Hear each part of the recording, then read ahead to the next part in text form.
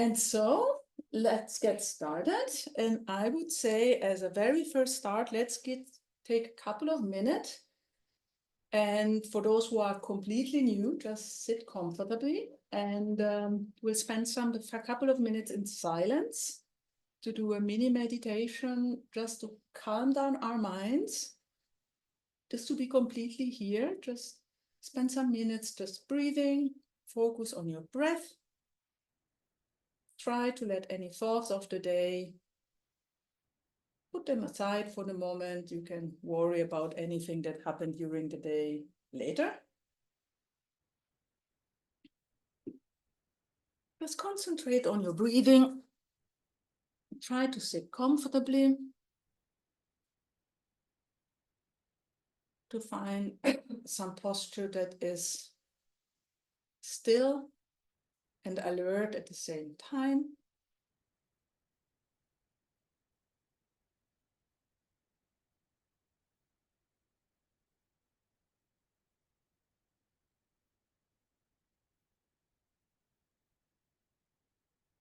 And just observe the sensation of your breathing in your body.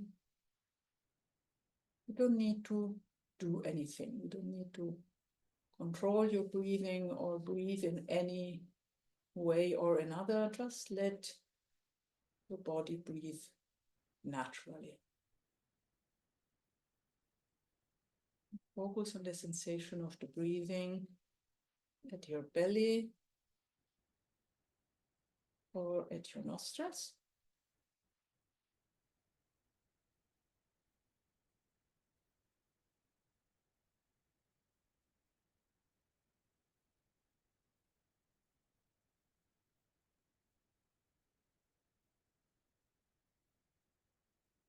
And notice,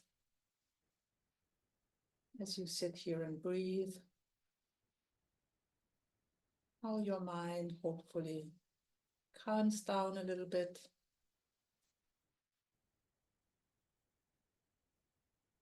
Clears away from all the happenings of the day. And just comes here in the room.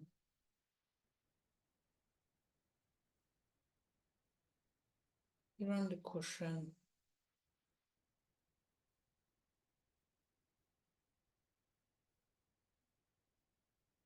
Breathing is a powerful anchor for your mind. So as you calm down your breathing, your mind automatically is anchored inside your body and calms down as well.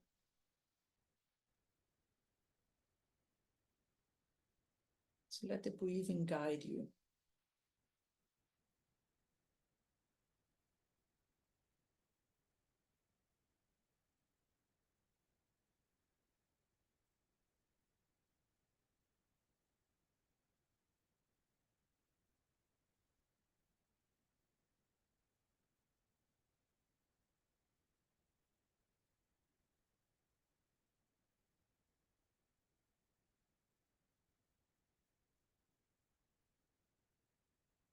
And as your mind has calmed down a little bit, let's generate positive motivation for the next hours we will be spending together.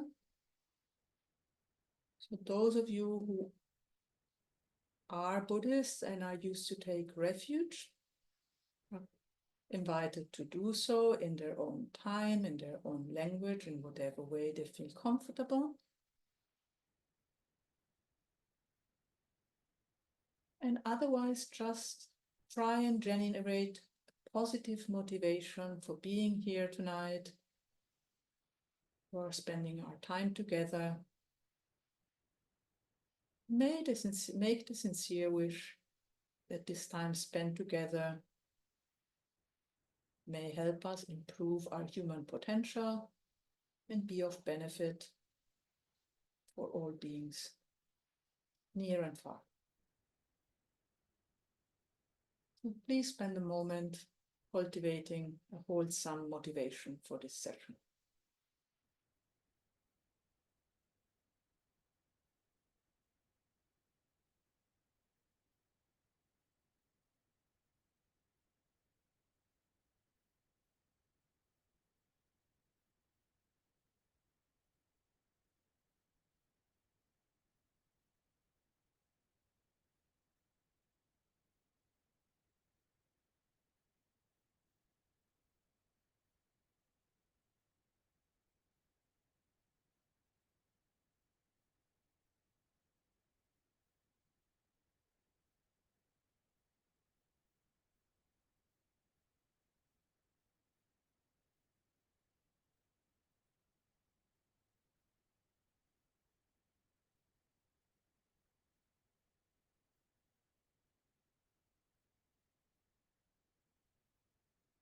Now you can open your eyes and come back here to this room.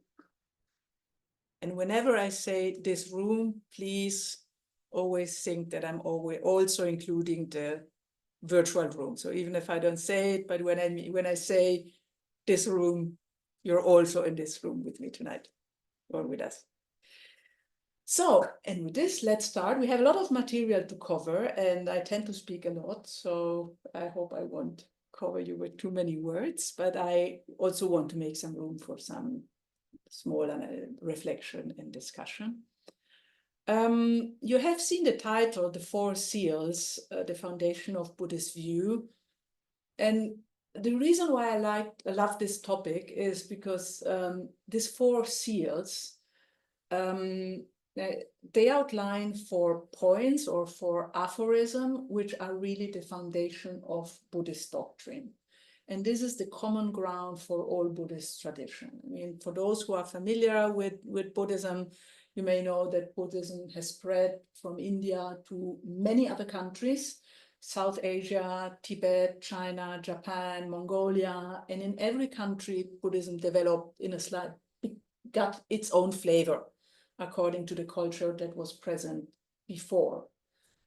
And so in the meantime, you have many lineages, many traditions, so it's very difficult to know, there's not the Buddhism, the one Buddhism. This is the idea that there is one Buddhism is an idea that developed in the 19th century when English missionaries went to South India, and then they sort of met Buddhism and felt, oh, there is this religion which is called Buddhism that is equal for everyone. But this is historically simply not true. There are many various forms of Buddhism, and sometimes this might feel confusing because I say, okay, but then what is the core? What is the thing that unites all Buddhism? And from a philosophical point of view, I mean, there are of course common practices, but not as many as you would think. From a philosophical point of view, these 4 aphorisms that we're going to investigate tonight are really the common ground for all Buddhist traditions.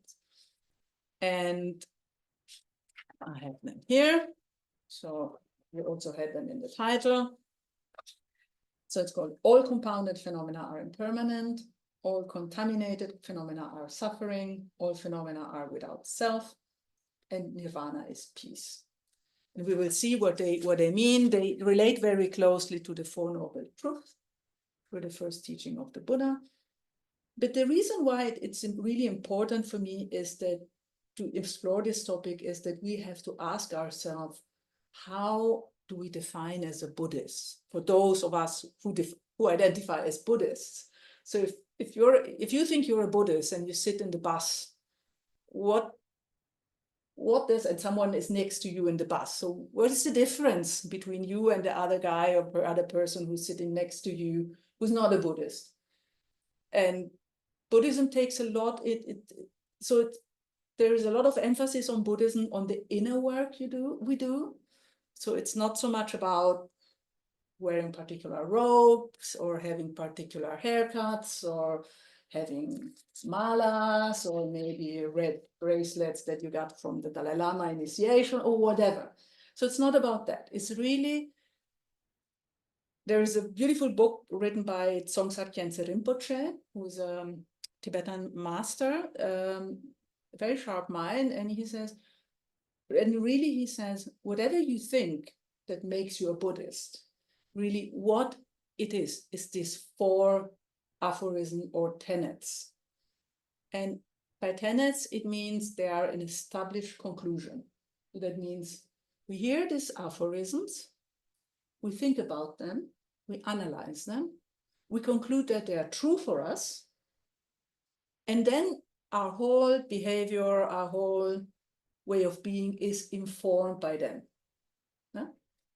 So that is what it means. So it's not about how we appear, not a specific behavior, but really is this basic philosophical understanding that is what makes us a Buddhist. And then you may ask, yeah, but why do I have to bother about philosophy?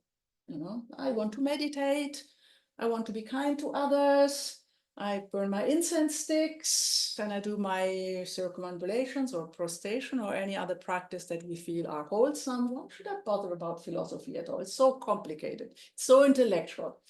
Don't want to have to do anything to do with that. And I hear a lot of this concerns from people. I say, why should I have to deal with all the philosophy? And the reason why we deal with philosophy is that in Buddhism, in order to reach liberation or enlightenment, we have the so-called 3 higher trainings. So what we have to do, I mean, besides holding the right conclusions philosophically, is to train in the 3 higher trainings, and these are ethics, concentration, and wisdom. So these are the 3 fundamental trainings that we need to develop to perfection in order to reach liberation from suffering. And what sometimes is overseen is that these 3 trainings are highly interconnected with each other. So of course, having an ethical behavior, and ethical means not harming. So having an ethic of non-harming others is the foundation of all Buddhist practice.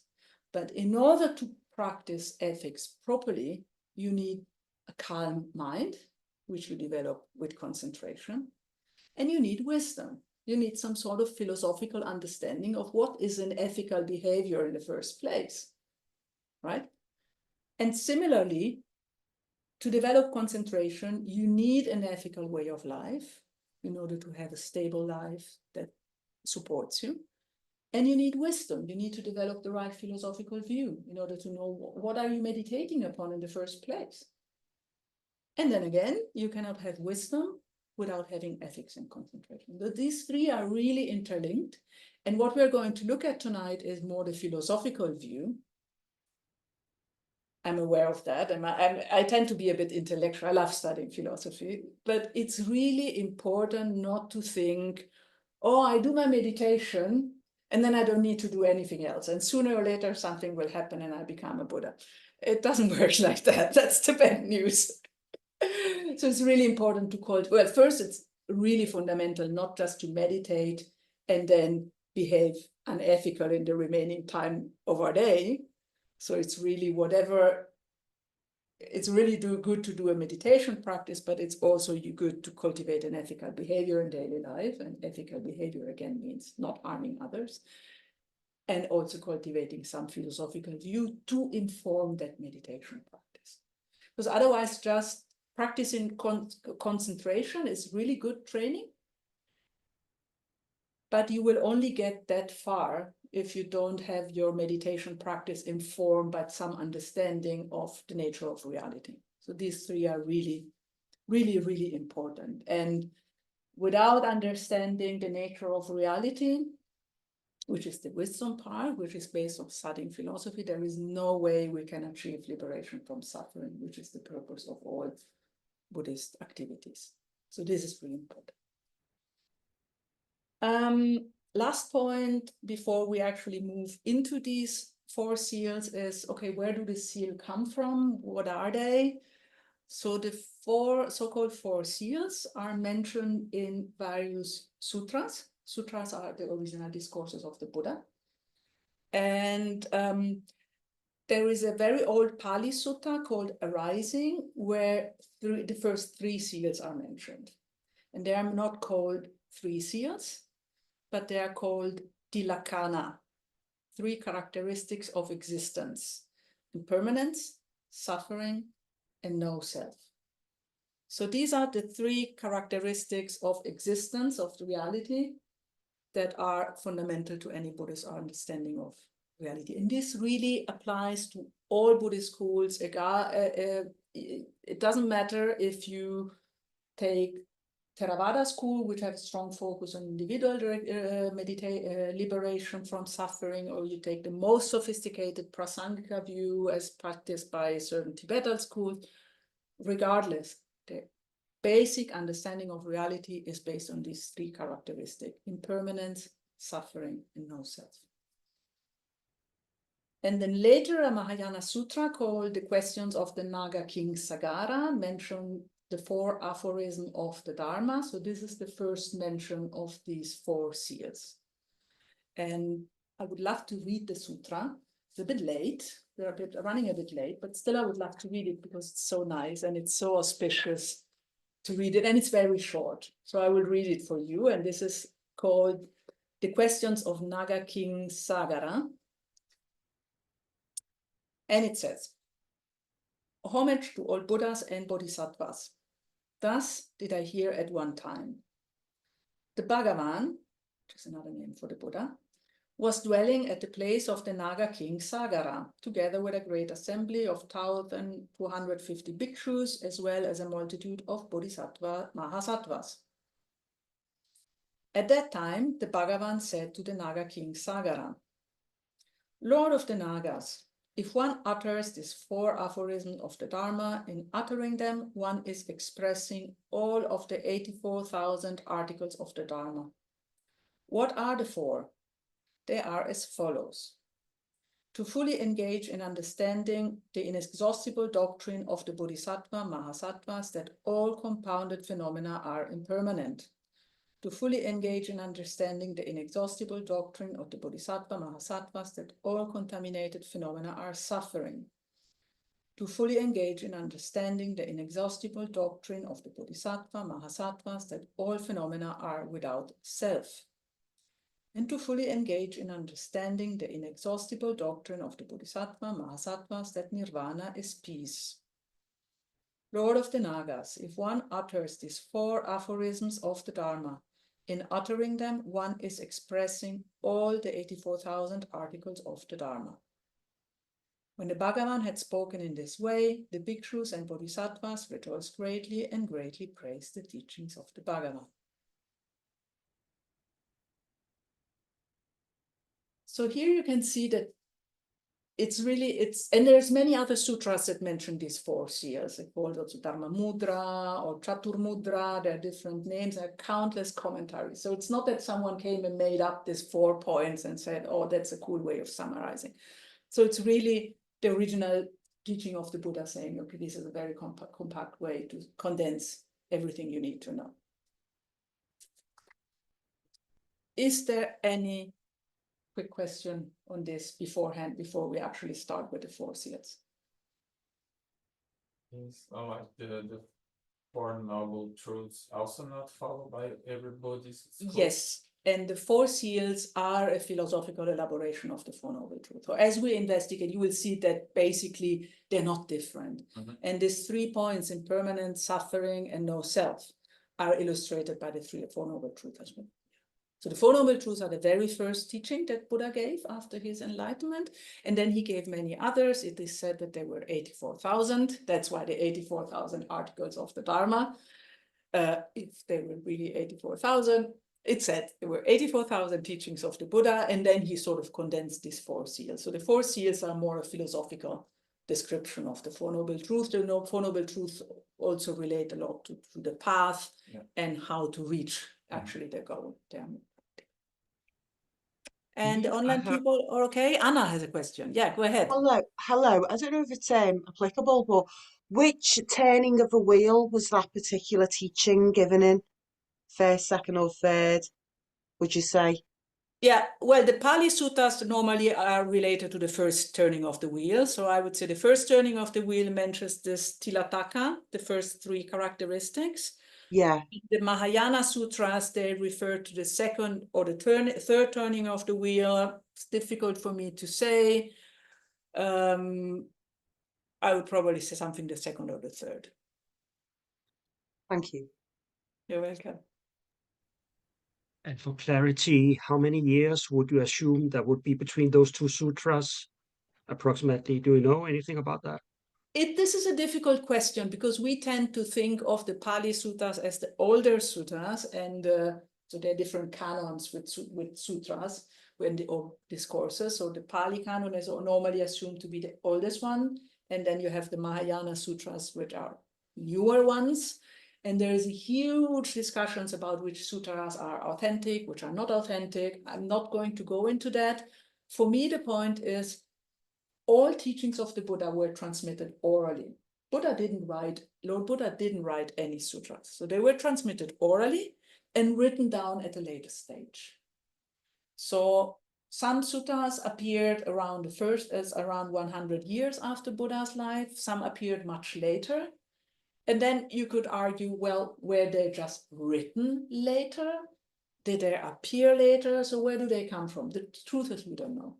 We only know that some are written later, and that's why I find it a bit difficult to say which are the older and which are the newer, because the point is they appeared at different times, but we don't, I mean, they were all, our assumption, at least for me as a Buddhist practitioner, is that they all came from the mind of the Buddha during the, I think, 40 to 60 years that he spent teaching after his enlightenment. Then when they were written down, honestly, I have no idea. Good. No, sorry. Okay, so then let's move on. First seal. All compounded phenomena are impermanent, anitya. So this is the fundamental teaching on impermanence. And impermanence has many different ways to be understood. So at an intellectual level, you could say, okay, so things pass, things come to existence, exist, pass away. Where's the big deal? You know, you could wonder. So we have this notion that impermanence is something fairly reasonable. I mean, if I take a glass, smash it on the floor, it will get broken, and then it's ceased existing as a glass. So in an intellectual way, it's fairly easy to understand what is meant by impermanence. But when we relate to things that are dear to us, it's difficult to understand that they might finish. I mean, imagine you have bought something that you cherish. You've bought a new car.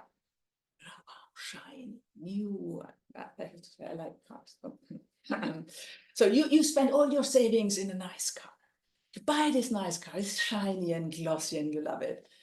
And after a month or after a year, you see it has a scratch, or here the polish starts coming off, and how did this happen? How is it possible? My car, it was new. And that really shows that we grasp to things without understanding they will change anyway. There's no way we can hold on things and have them not change. They will change. You know, time passes, seasons pass, you know, and of course things change. We get older, you know, and there's a lot of, but at an intellectual level it's clear, but at an emotional level it's not so clear.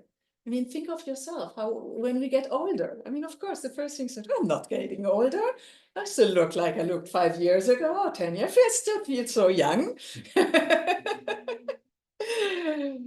So, of course, there are very different levels of understanding impermanence, and understanding that time passes and that there are seasons and days is the most obvious. But really, it's important to see, well, first, that our life itself, and this is one of the very first teachings that traditionally is given in at least in Tibetan Buddhism, remember that your life will finish. You know, our lives are limited. Time passes. And especially Tibetan teachers have quite drastic ways of putting this, because some say, well, every breathing you take is one breathing closer to your moment of death. You know, but it's true. You know, sooner or later we will die. This is something quite obvious that we tend to forget all the time. And in the same way, they say you never know what comes next, the next day or the next life. We don't know if we'll wake up tomorrow. We don't know. And this is already a way to reflect on the impermanence of our existence that can feel quite uncomfortable, because we have this notion, hello, Therese, come in. So we have this idea that our life feel like it will last forever. You know, we don't have this idea that we might die tonight. We don't like to think that. It doesn't feel comfortable. No, we still have so many things we want to do in our life. Why should we die tonight? Point is, we don't have a choice. And this understanding of the impermanence of our life is something that is really should inform our Buddhist practice. This idea of we have no time to waste because we don't know how much we'll be in this existence, in this form. So this is the first contemplation about impermanence that is really fundamental. This idea of don't waste time. And even if we are not Buddhists, or we say, oh, I don't care about rebirth, many people think, oh, do I have to believe in rebirth to become a Buddhist? And what if I don't believe in rebirth? Many people in the West don't believe in rebirth. But even if you don't believe in rebirth, it's important to keep in mind that our life will end. Whatever happens afterwards, it will end. And it's really good not to waste our life, because years pass so quickly. And it's important to make our life meaningful. So really, even in a completely secular perspective, it's important to remember that time passes, that it's important to make our lives meaningful, because they will finish whatever comes after. And so I think it's really important to have this in mind. And then there is a even more subtle level of understanding impermanence. So you can see, you can gradually get to subtler understanding of impermanence. And subtle impermanence means everything is changing moment by moment by moment. So the traditional explanation is you have a clock ticking, always, always. Zack, zack. Nothing remains. And normally, so the coarse level of impermanence implies that something comes into existence, remains into existence, and then goes away. But the more subtler understanding of impermanence is that actually this coming into existence, existing, and disintegrated happens at the same time in any moment, continuously. So there's nothing that ever remains the same. And this is a very subtle thing, not so easy to grasp. I mean, again, we might grasp it intellectually, but it's not so easy to grasp really emotionally or completely understanding it. But this is the basis. If we grasp this idea of the subtle impermanence, this is the foundation to understand emptiness later. When we move on with Buddhist philosophy and we start thinking selflessness and emptiness and all these complicated philosophical views, if we have a good understanding of subtle impermanence, that there is nothing that remains the same ever, then that's already a good basis to develop an understanding of emptiness. So it goes really deep. So don't think that, oh, impermanence, oh yeah, time passes. Yeah, it's easy. It can go very deep. It can really do something with us. And some years ago, I was at the teaching with Jetsun Kadro Rinpoche. She's not Kadrola, another Kadro Rinpoche. She's a wonderful teacher in the Kagyu Enigma tradition. She's a female reincarnated Lama, very, very smart teacher. And she said her father, who was her teacher, gave her, Mindroling Rinpoche, gave her a mantra for daily life. And the mantra for daily life is, this too will pass.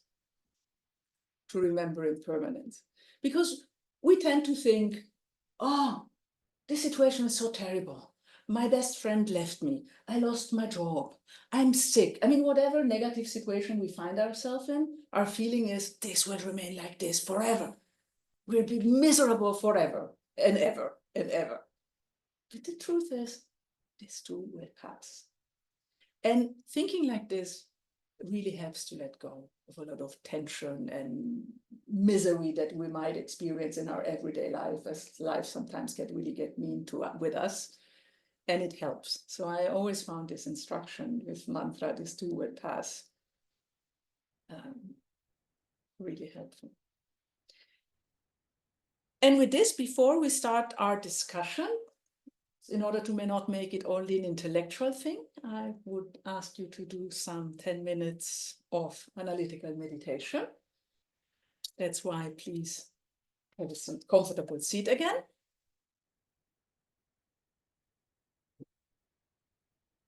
An analytical meditation, oh yeah, please have a blanket because there is some cold draft coming from.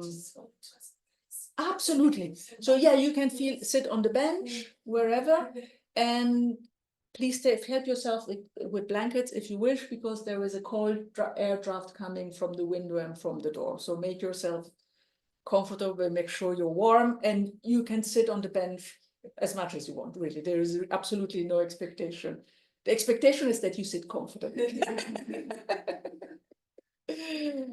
Yeah, an analytical meditation simply means that I will guide you and give you some question to reflect. So the idea is that you reflect and come to your own conclusion.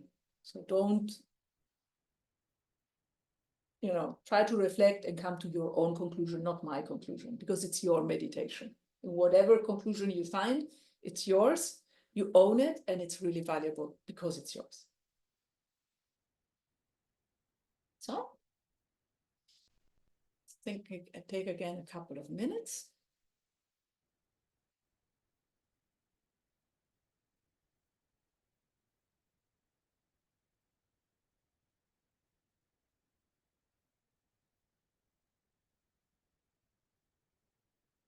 And let's investigate this topic of impermanence. We'll give you a few inputs to reflect upon and see how they resonate for you.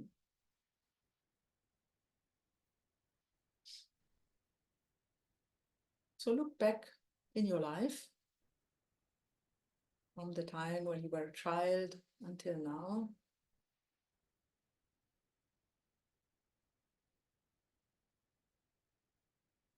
How much of your surrounding, your relationships, yourself is still the same as when you were a child? Okay, you will probably have the same family members. Maybe they grow older. Maybe you have the relationship with your parents maybe has changed.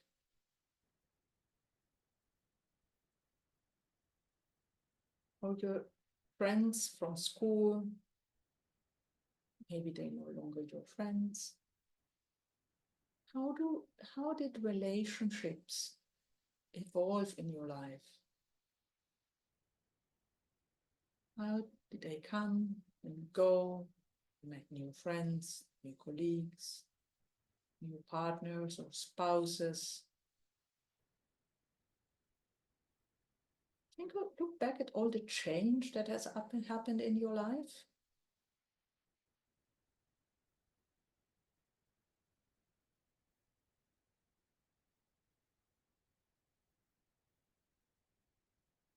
Even if we think, oh my goodness, the last year or so, nothing has happened.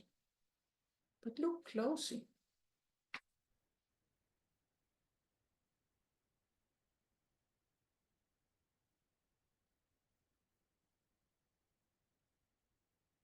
And in those situations where you found yourself feeling really miserable because of sickness, or loss,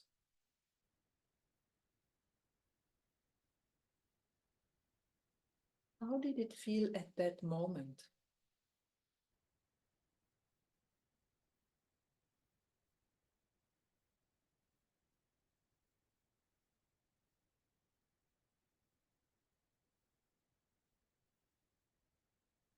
Did it feel like a transitory situation that came into being because of certain circumstances and that later evolved in one way or another? Or did it feel like a heavy situation that would never change? You would remain in this misery forever. How did you feel at that time? And how do you feel about it if you look back now?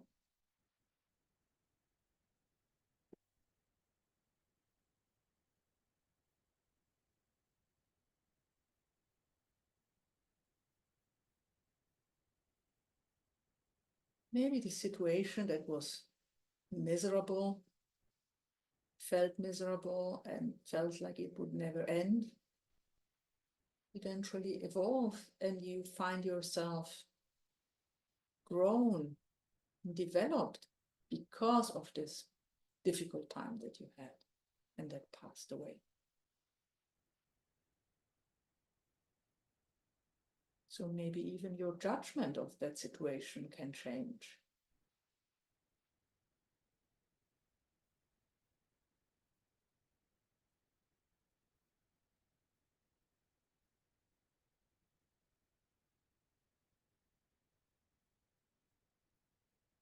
It could even happen that you look back and think, oh my goodness, good that this happened and that things changed in my life and I moved on.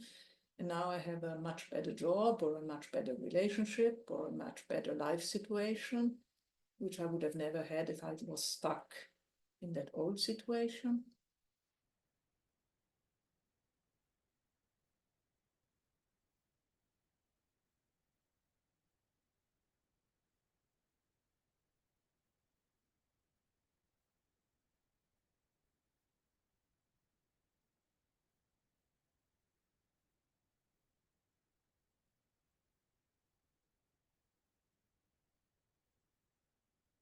And this idea of time passing in our lives,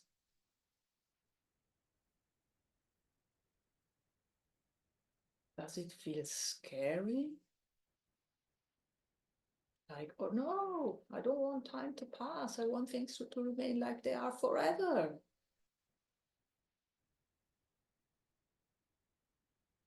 Can you also see it as a positive um,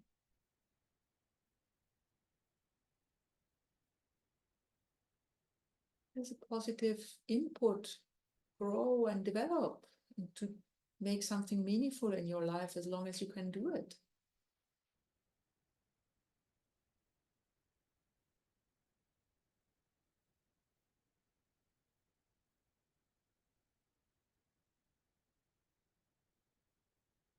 Knowing that our life will end and is finite, our existence is finite in this body.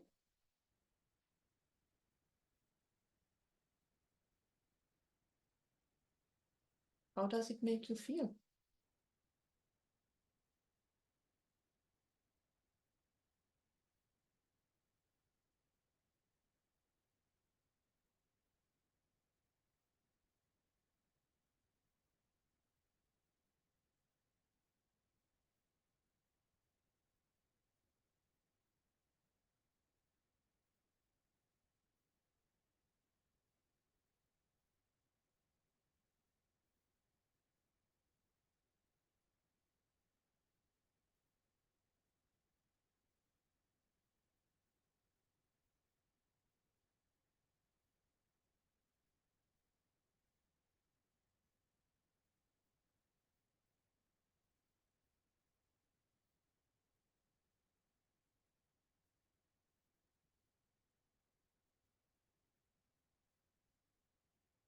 So conclude this short meditation by reviewing what possible ways in which impermanence might inform your life.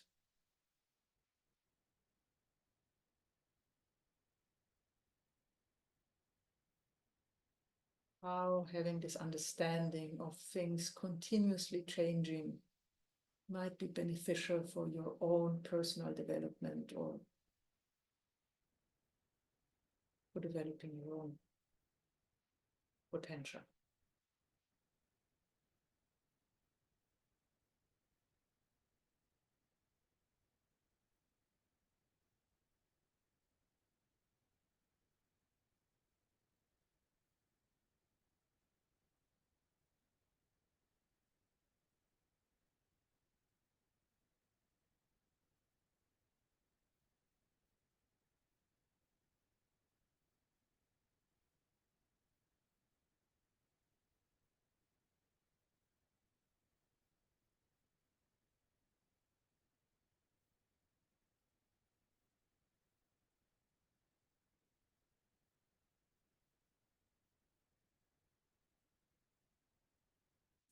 own time, open your eyes and come back in this room. And now I would like to invite you to have some exchange about what we saw, and I'm very curious to hear your thoughts or to hear your impressions or whatever you feel about what we've been discussing or what you've been meditating, if you want to share.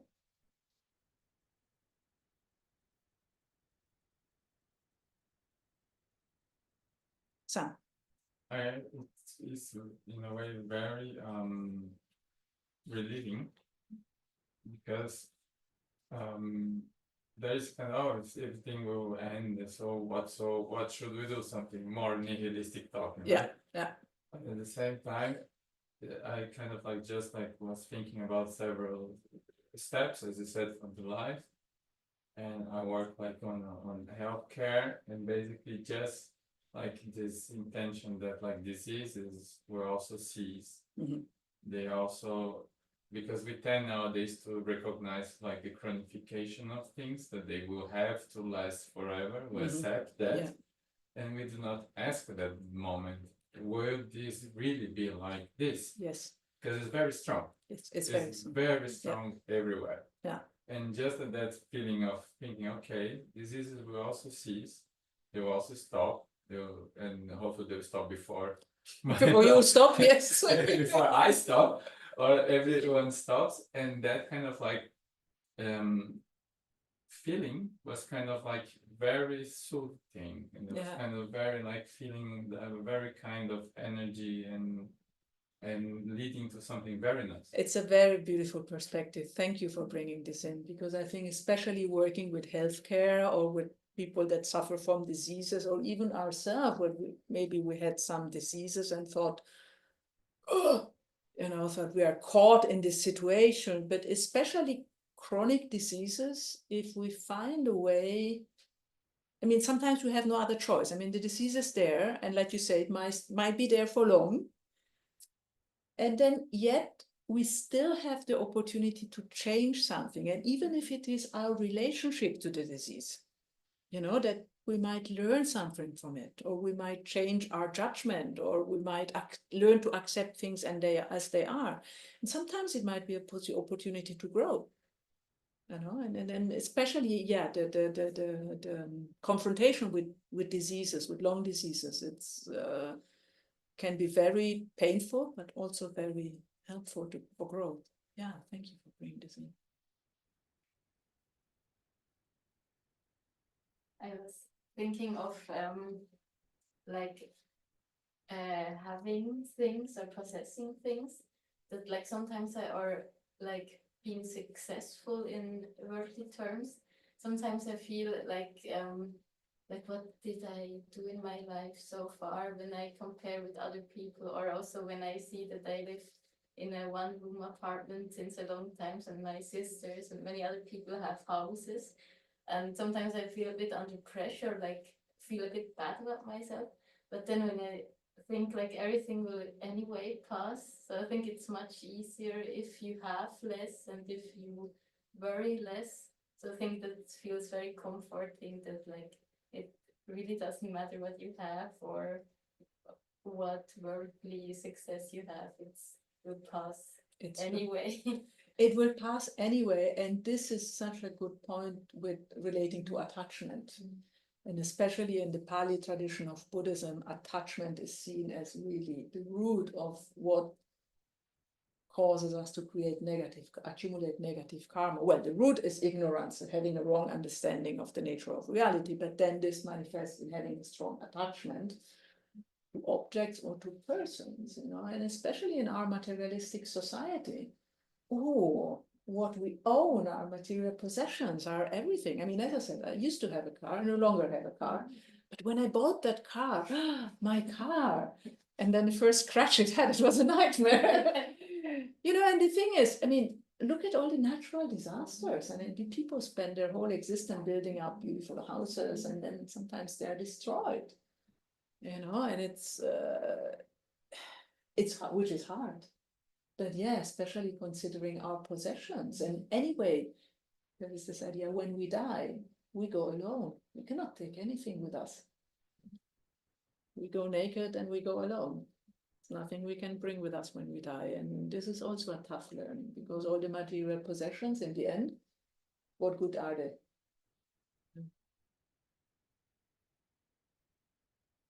Yeah. And you mentioned childhood and growing up, and so I've been focusing also more on the inner perspective on impermanence. And I was thinking about myself as I was 12, 15 years old, and how I was identifying with myself, not this identity or this idea of an identity, but also evolves and changes. Yeah.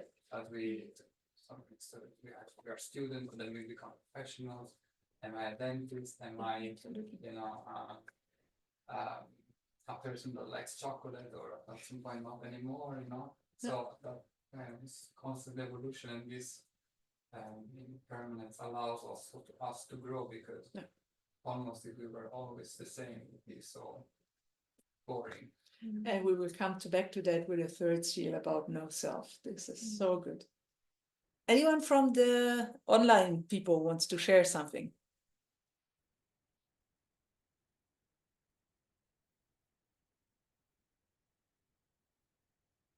All silent, all happy, all good? Anyone else here? Teresa. I've been thinking a lot about my grandfather, because he had to fight in the World War II, and I've been reading about it and listening to audiobooks about it, and I sometimes find it really hard to accept that this amount of pain exists in the world, and so I have the perspective on impermanence, that I'm also grateful that everything has its ending, and it's also I'm thankful for it, because there's a release of the pain. And I think it's really important. I mean, if we think back to World War II, I mean, but even today there are so many wars going on, there is so much suffering going on, and I can't remember the name of the guy that is an Austrian psychologist, and he wrote a wonderful book. So I'm disappointed that I'm having this blackout about his name, and he survived Auschwitz concentration camp. And he said the only way to survive this kind of experiences internally, I mean, if you survive them physically, but also surviving them without losing your understanding, is try to still keep some sense of meaning. He says this sense of meaning is what keeps us going, even when it's really difficult. And this sense of meaning, I think, is also really connected with that idea that things will evolve. Things do not remain the same. So otherwise we go crazy. And he has written a book about his experience, and he was a psychiatrist, and he says many people went mad in being tortured with all the suffering that they had. And they could literally only survive mentally and emotionally because they were able to somehow process these things and give them meaning. Otherwise, many people just very, very important, I think, especially people who have survived wars or big tragedies. It's difficult to give advice, but probably the only way to go through these tragedies is to understand some flowing and some potential to development. Isn't it Dr. Frankl? Yes, Dr. Frankl, Viktor Frankl. Thank you, Christina. Thank you so much. Viktor Frankl. And he was a psychiatrist, and actually he was working in suicide prevention before he was taken to Auschwitz. So he saved many lives when he was in prison, because he was trained in helping others. But he had also, his book is really hard. It's really hard to read. But yeah, that's the point. We need to make meaning, and we need to find opportunity for growth and for inner development, even when situations are as terrible as they are, because otherwise we'll be stuck in them forever, and the suffering will continue forever. about what you said, the difference between suffering and pain. You can have, I mean, it could be very painful, but if you trust on something, if you have faith, you wouldn't go in suffering. It was still pain. It's for me, Yeah. I can see the difference when I had my two grave incident. For me, it changed a lot. Just Yeah. related to to meditate or something. Then it's pain, okay, but not as much suffering. I mean, yeah. But for me, a difference. True. And this brings us, if it's okay to move on to the second seal, which is about suffering. So now things get juicy. And because with impermanence, we can still keep a sort of detachment. So it's said that the first three seals, the first one relates to our outer world, which is true to a certain extent. The second one is about our inner world. And the third one is how we relate to our inner and our outer world.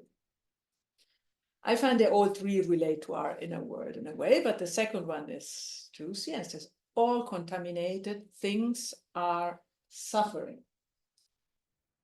And so the first problem that arises here, and this is a big problem in Buddhism in general, is the words we use. There is a big issue about translations, and every translator have their own opinion on how certain terms should be translated and not others. And then come this word contaminated. What on earth does contaminated mean? And for those of us who grow up in a Christian background, assume it's the majority, we already think, oh, this must something to do with the original sin and Adam and Eve and all this kind of stuff. And yes, contaminated in that sense. I mean, I was raised Catholic, so for me, contaminated, of course, had this sense of the original sin. But this is really not what is meant here. So I will explain briefly what is meant by contaminated. And again, Kadro Rinpoche very often describes it as saying is like as if you have sunglasses, or let's say you have blue sunglasses, then whatever you see is blue. You change your glasses, you take glasses without color. So this contamination is a sort of something that colors, that flavors all our existence. And so what is it that flavors our existence? And that's our fundamental ignorance, who we've seen, mentioned earlier, is our root problem, that we have a mistaken way of understanding reality. So we have an ignorant mind, which grasps at things, seeing them as permanent when they're not, and seeing them at existing solidly, inherently, and giving them, I'm trying to deliberately not use technical terms, because I want this to be accessible for everyone. So we believe phenomena to exist inherently as they are out there. We can see them. I can see that cushion. It's red. I know it's there. It exists under every circumstance. So we have this idea that things exist inherently, and we grasp at them as they are. And we do not see that things exist in a way different that we think, but we grasp at them just as we think they are. And this fundamental ignorance is what contaminates all our existence. And it contaminates it in different ways.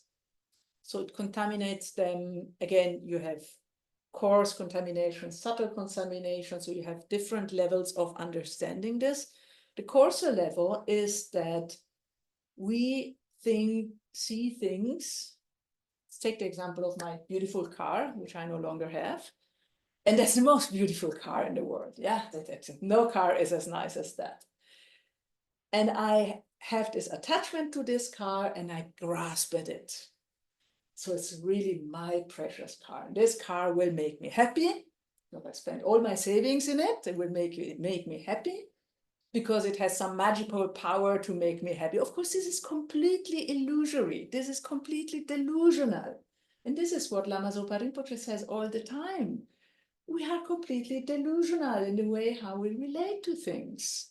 Yeah, I really believe that I buy this car, which is nothing but a bunch of metal parts with tires and an engine, and that it will make me happy. How can it make me happy? It's a thing, it cannot make me happy. But I grasp at it as if it inherently, first it's inherently there, and it inherently has the capacity to make me happy, and that's attachment. And then if someone comes and scratches my car, I want to really kill them. Oh, they're terrible, this monster, how dare they, to ruin my car. And that's anger. So here we have the 3 root afflictions: ignorance, attachment, and anger. And they can literally destroy our emotional life.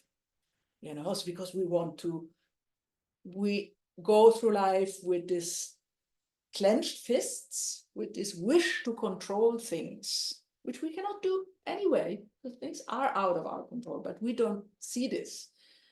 So this coarse contamination is we spend our life trying to grasp at things and trying to control them, and changing between attachment and anger.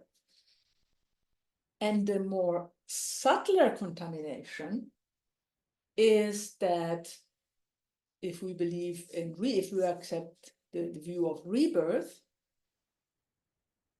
we have the 12 links of dependent arising. So we have this affliction, these 3 root afflictions. They will lead us eventually to create negative actions to harm others. Specifically, going back to the example of the car, someone comes and scratches my car, and I go and scratch their car. Or maybe I do even worse things to them. I hit them, or I punch them, or whatever. And so we create negative actions because we are driven by these emotions. And these negative actions, the moment we die, will propel us into a new existence, which will be the result of our actions. So without entering too much into the theory of karma, the idea is that if you've done negative actions, you will have a negative rebirth, meaning in the worst case, as an animal, or in hell realms, or in hungry ghosts, meaning a lot of suffering. And if we do virtuous actions, we have the opportunity to be born in higher realms. Of course, this is something very difficult to relate to if we are not used to see it in a Buddhist context. Or if this is not convincing for you, just leave it for the moment and just take this idea that our actions propel us into a state of misery. So this can be in this very life, or if you believe in rebirth, in the next life. And it goes on and on and on and on and on. And it is this cycle that is the meaning of contamination. So in this sense, we are contaminated. We're not contaminated because we have some original sin, but because we are propelled by these actions, and we do not have control over these afflictions until we break this cycle through our Buddhist practice. So this is a bit heavy. It's not easy to accept because it requires a lot of work, and these afflictions. So the idea is that these afflictions have been there forever, since beginningless time, but they do not remain forever. This we will see in the 3rd sphere. We have the possibility to bring them, 4th sphere. We can bring them to an end. So they are beginningless, but they are not endless. And if we work on these 3 higher trainings that I mentioned at the beginning, we practice ethics, means we stop doing negative actions, stop harming others, and instead benefit others. We practice concentration, so we try to develop a calm mind, a quiet mind, and with concentration, with the practice of meditation, we can learn to have a better control of our emotions. So it's not the idea that we suppress our emotions, but it's the idea that we recognize them before they take control of us. and then we develop skillful way to deal with them. So not to be propelled blindly like a cow being brought about by the ring at their nose. You know, we can learn to react skillfully to the emotions when they arises. And this we do with the practice of meditation and concentration. And then with wisdom, we learn to analyze the nature of reality. We learn, like we're doing now, no? We investigate certain philosophical propositions. So first, I tell you something, then you sit on the cushion and you reflect on them. You think, does it make sense? Does it not make sense? If it makes sense, why? If it doesn't make sense, why? And then you come to your own conclusion. And when you have this conclusion, and this conclusion can inform your behavior in daily life, that's the moment where you are really developed wisdom in your life. When your whole life is informed by this philosophical understanding. So it's not just an intellectual exercise. So studying Buddhist philosophy is really not just for intellectual gymnastics. So in this sense, whatever is contaminated by our afflictive emotions leads us to suffering. There is another wording for this second seal that is especially used in the Theravada tradition, which says all emotions are suffering. And when we hear this, I mean, as I said, if you are familiar with Theravada teachings, you will hear that often. And then we think, oh, why do Buddhists have a problem with emotion? Do we have to become like a robot? You know, and so what's the point? And Buddhism doesn't have a problem with emotions. Actually, we are supposed to cultivate positive emotions. You know, we are supposed to grow positive state of mind. The thing is, and this applies also to love, we need to make sure that first we recognize what are destructive emotions and what are constructive emotions. So and destructive means they propel us into a behavior that is harmful for others.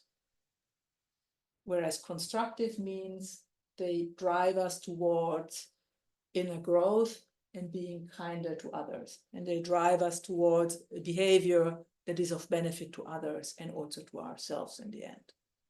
So the point is not the emotion in itself, but how do we react to this emotion?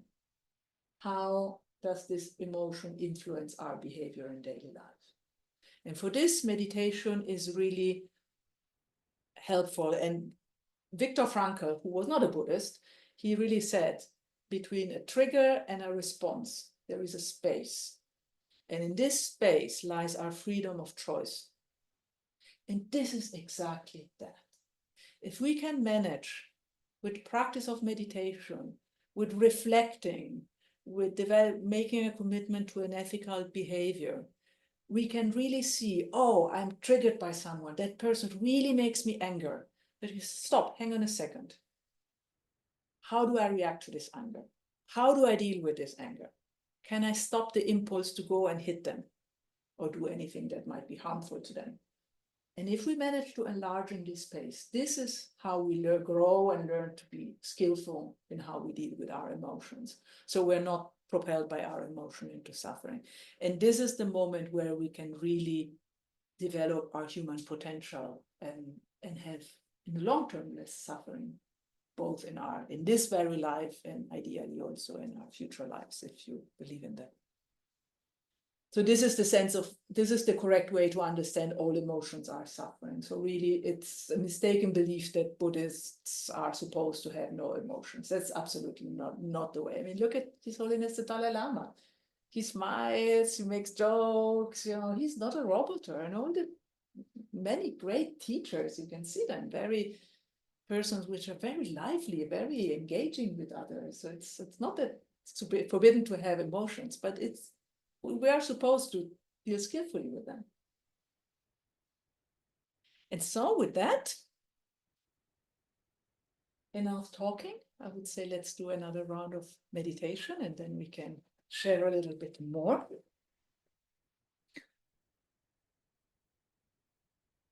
So take again a comfortable seat. Take a couple of breathing to let all the words and all the talking subside.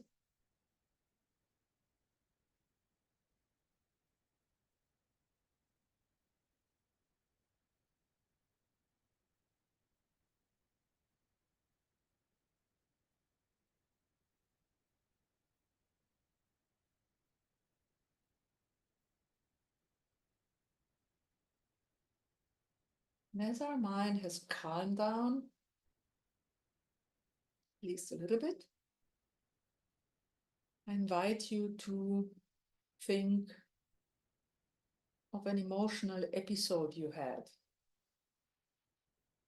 a situation where you were angry.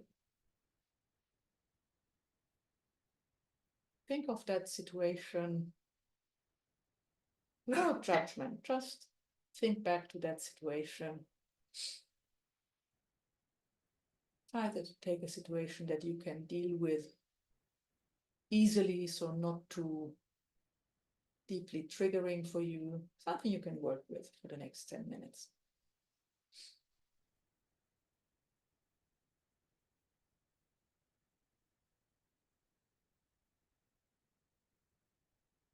So looking back at what caused this anger episode, what was it that triggered this emotion of anger in you? Was it only something that happened externally? Or was there also some component from your own side? Some expectation that things would be in a certain way, that the person would behave in a certain way.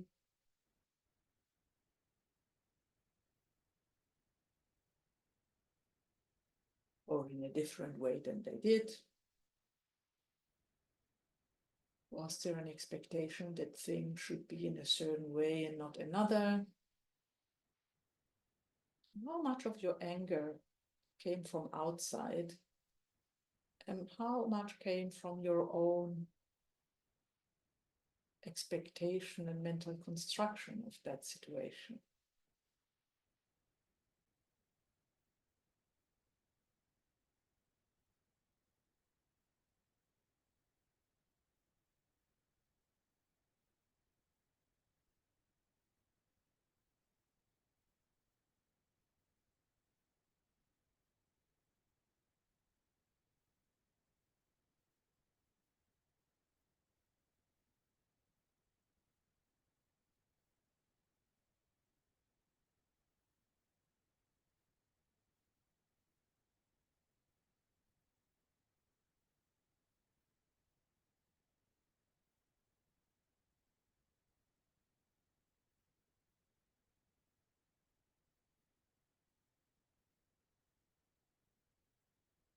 And if you think of the other person that was involved in the situation, assuming it was a person, how did you see that person in that moment? How was your ability to make a judgment and discernment of the behavior of the other person while you were experiencing this anger?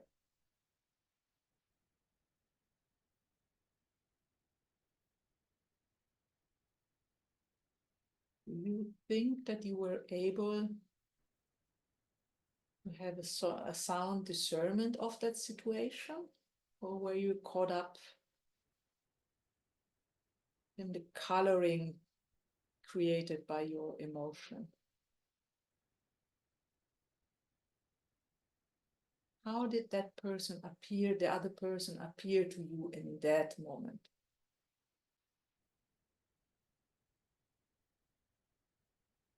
What was your judgment of what they were doing at that moment when you were angry?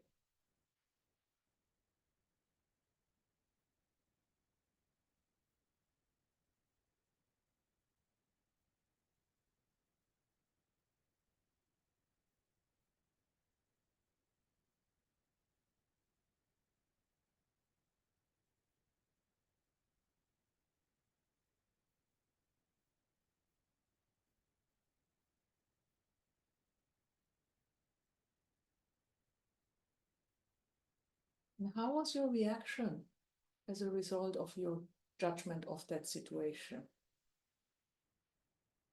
How did you react?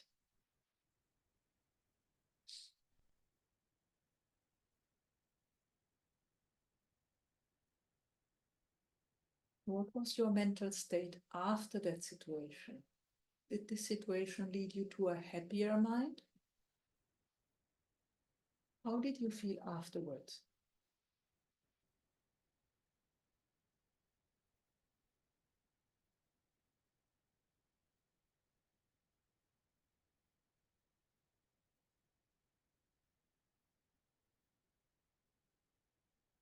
Even if you didn't harm actually the other person, did this episode harm you?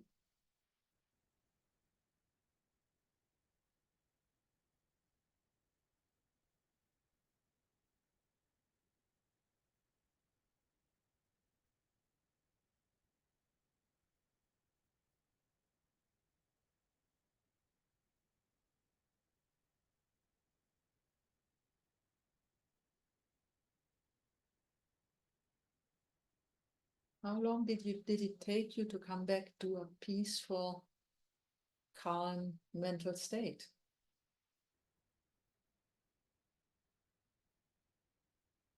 Was it hours? Days? Some people hold a grudge forever. Years.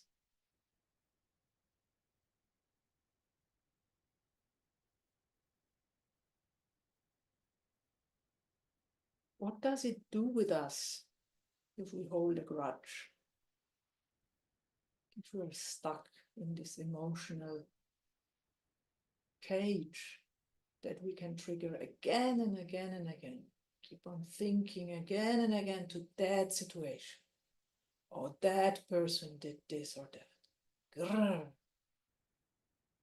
Then your anger is triggered again, again, and again.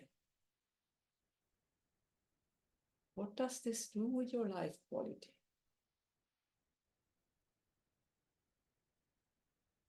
Does it do with your health?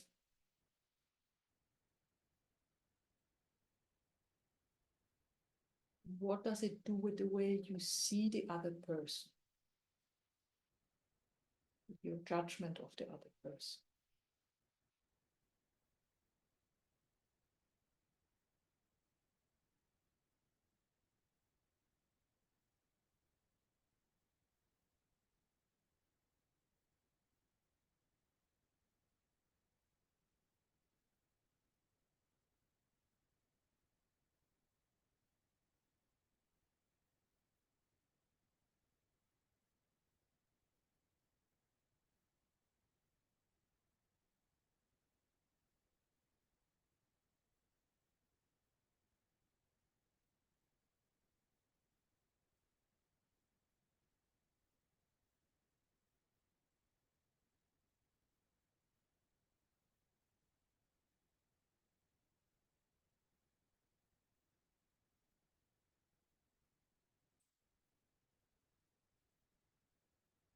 Oh, welcome back.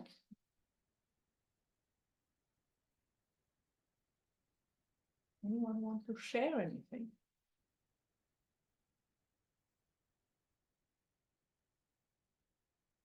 And I'm also happy if you want to discuss among yourself, because I said we'd be interactive, so I don't like to question you. So if you want to share, you can share, or if you prefer to have small groups for discussion, I'm sure we can also arrange that for the online groups, just whatever you prefer. Yeah, could we be a small group online? Can you share? Lars, can you do some magic? I can do it if people wish to share in Yeah. breakup rooms. That would be fine with me. Let's do 10 minutes. Yeah. Yeah. Thank you. And same with you. I mean, feel free to go upstairs for the Then next. I'll create a few breakup rooms just for you online to share a little bit. Thank you, Lars. Good Thank you. idea. Thank you for doing the Sure. magic. Excellent. And that was completely improvised, so Lars had no warning from my side, so.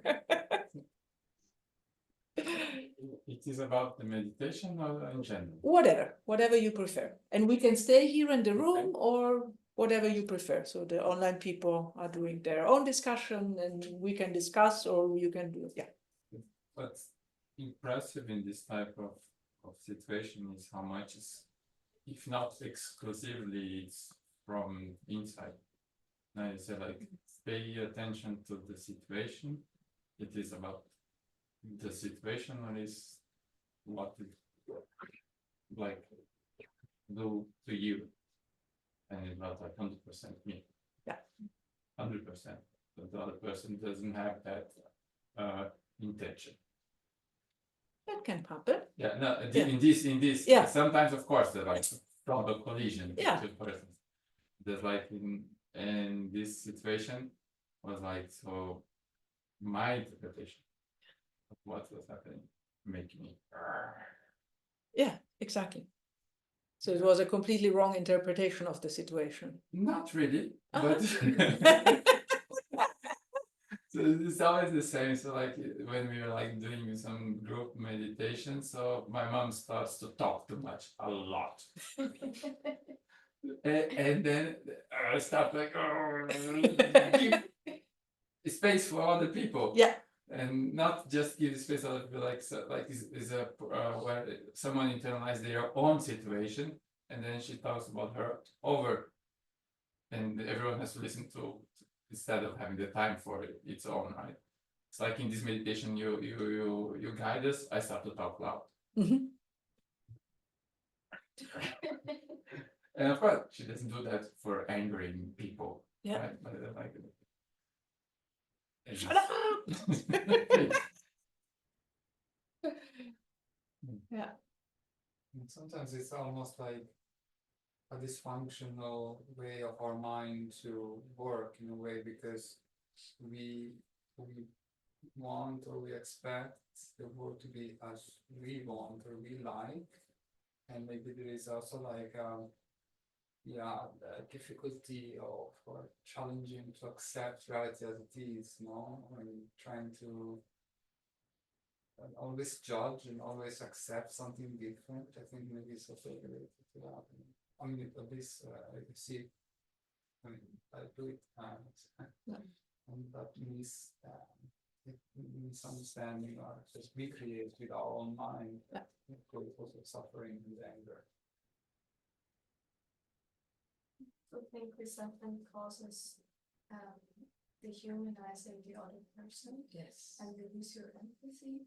And also I think that it also causes behavior that the other person sees and then interprets it as well against And then themselves. it goes on again and again and again, and then you Yeah. enter this spiral. Yeah. And this happens in our small world, and this is also how wars are created. And when they go on and on and on, and we have so many examples right before our eyes, which is painful. But this is precisely what happens. Mm. Yeah. And that's why I think that really learning to understand the nature of reality, and learning to understand how our mind works and how our emotions works, that's the wisdom part. But it really goes together with ethical behavior, and it really goes together with our ability to calm down our mind in the right moment. And it's really true that these three trainings go together. Because otherwise, I think because then we learn to recognize these things. It takes time and practice, and it's not easy. And when we are caught up in the fire of the emotion, it's too late. It's very difficult. It's difficult. I mean, we had last weekend, we had this Shantideva teaching with John Willis, and there's this beautiful 5th chapter when she said, whenever you feel your emotion arising, be like a piece of wood. Oof, that's hard. When you have the fire of emotions burning, and then you try to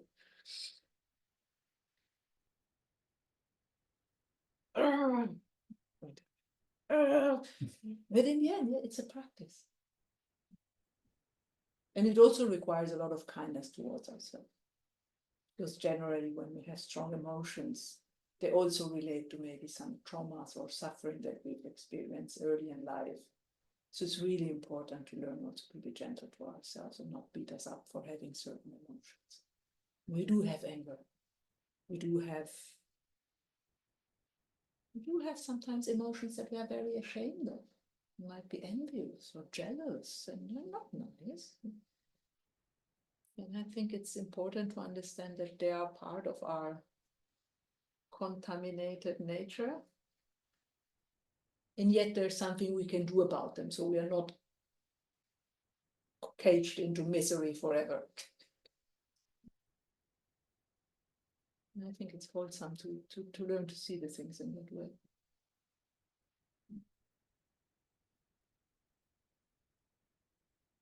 I mean, I spent half my life thinking, I'm such an angry person.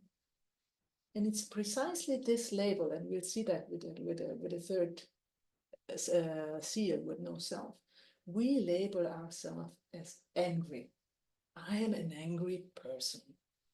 But it's not that we are angry all the time. And it's not that we are a person that, yeah, sometimes things happen and that's why we are angry. Or sometimes things happen and that's why certain emotions arise. But it's not that we are like this forever. We work on that.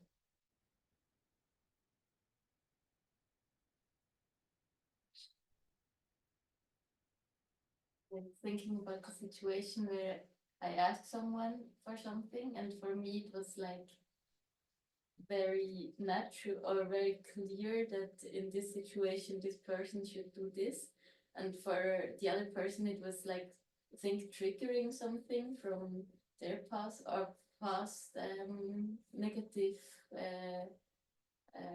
things that happened to them or in relationship with other people. And then they got very angry, and then I got angry, like, why can they not just do what I asked for? It's just not a big thing. And and then I think it's also this interplay between negative experiences we made in the past and then projecting things to the other person, and I think me always thinking, but I don't see the problem, why don't you just do what I say? Yeah. Then also again, yeah, it's really interesting. Yeah, yeah, and then we can escalate ourselves into that situation, no? Because we think, why don't they do what I say? And every time that I tell them to do something, they don't do it. And it sort of gets bigger and bigger and bigger. So we saw the first, the second seal. Let's do the third seal, which is another juicy one, which is all phenomena are selfless. So at this point, I could go really very long about the idea of selflessness in Buddhism. And I mean, there have been tons of treatises, philosophical treatises about the meaning of selflessness and what is the difference between selflessness and emptiness. And every school have their own traditions and interpretation, but I do not want to make it too complicated tonight.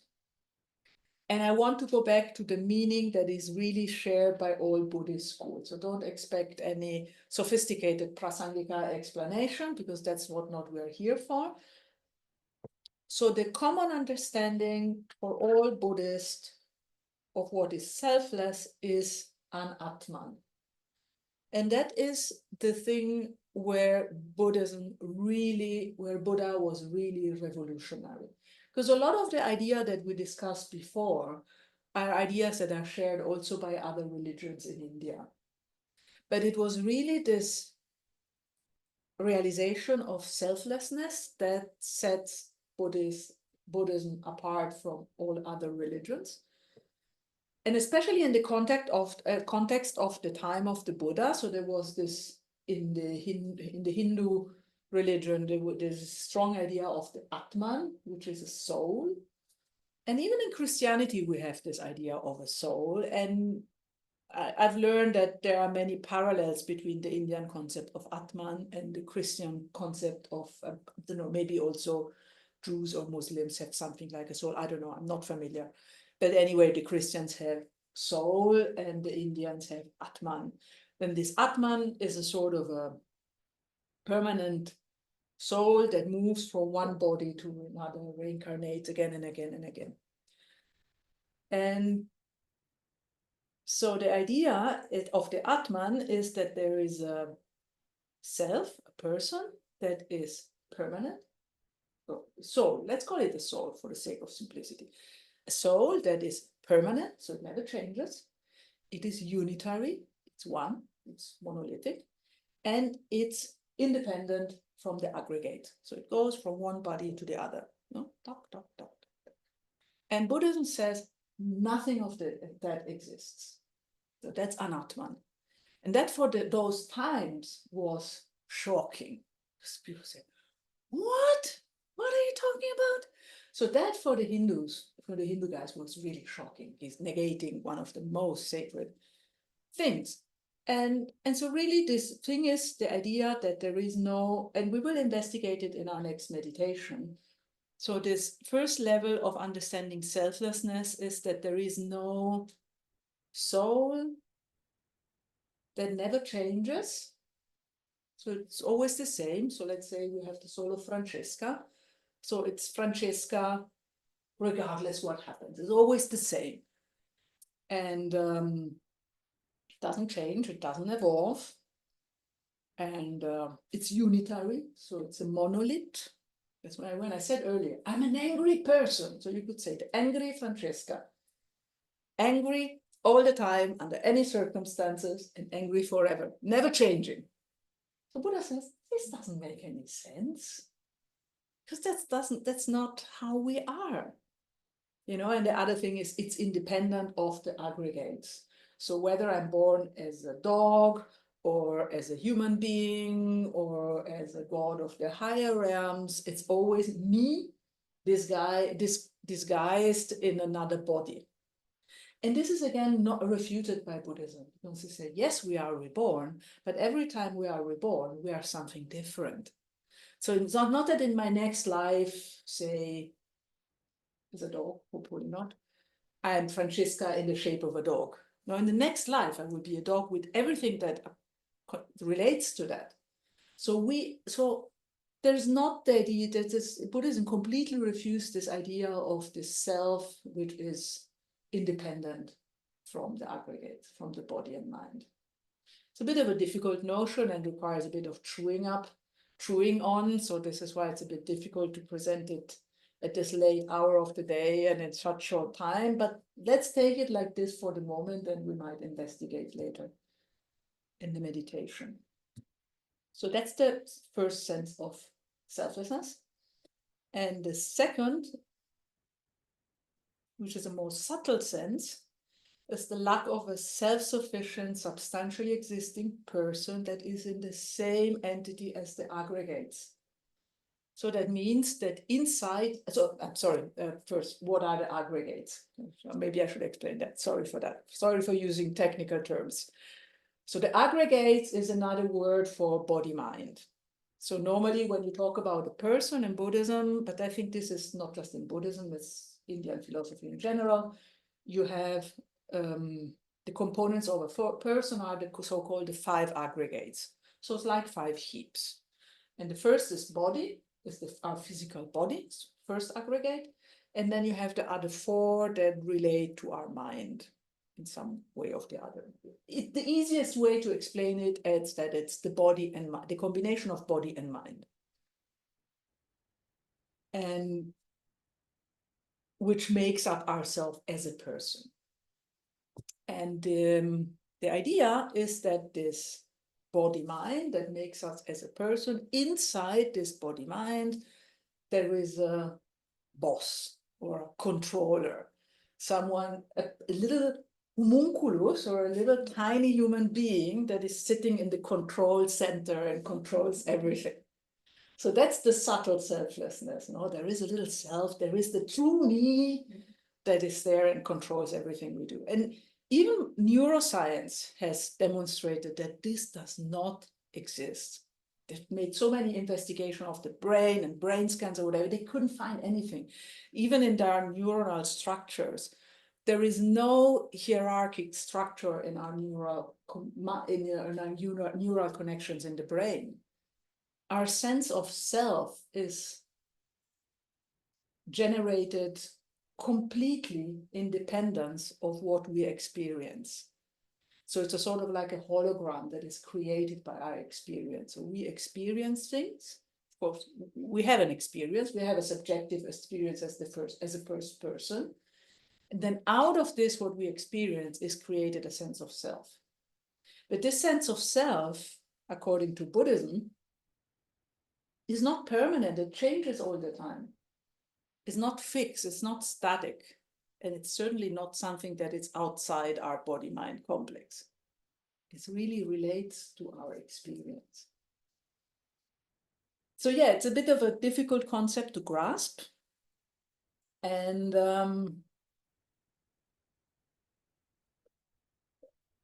the implications can go very, very deep. It can be scary. I mean, some people feel, oh, what does it mean? Does it mean that I don't exist? How do I exist? And of course we exist. I mean, Buddhism, it's very logic. It's very pragmatic. Of course we exist. Of course we have experience. And of course we go on in our life, interact with others. I mean, if we wouldn't exist, we couldn't interact with anyone else. We couldn't do good action. So of course there's a self. But this idea of self is something that arises moment by moment, depending on causes and conditions. And it's not something that is static or permanent or defined, fixed. And with this, so this is the idea of self-assess that is shared by all Buddhist schools. I could go on forever adding layers and layers and layers of complexity. I don't want to do that, not at this late time of the day and not in this short time. But this is in the point of selflessness. And the reason why I find it's so beneficial to get a grasp of it, even completely separated from a Buddhist context, is that, at least for me, my experience is this idea of having this predefined me can be extremely liberating.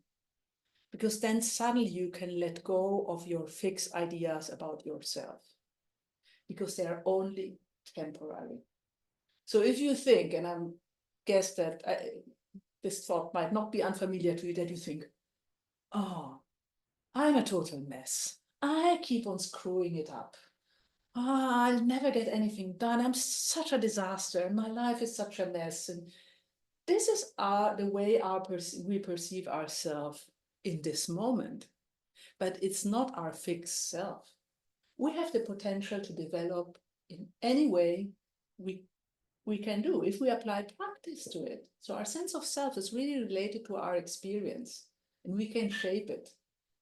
So I find this idea opens the door for an immense development potential, because that means that whatever fixed ideas we have about who we are and what we do and what we are not and what we cannot do is something that can be overcome.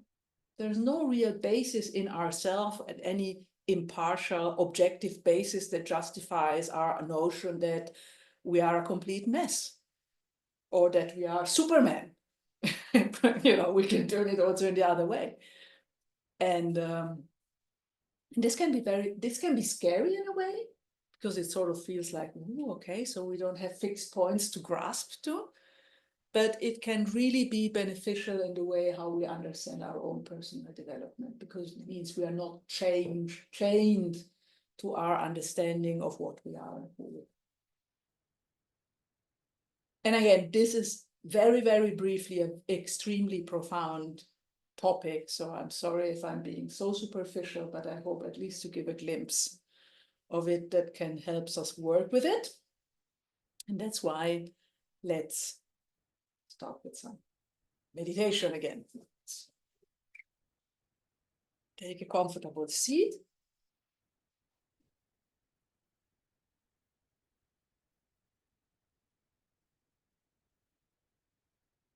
Take a couple of breaths. And let the words go.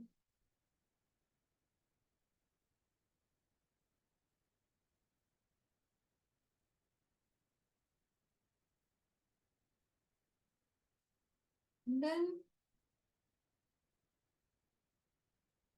think of yourself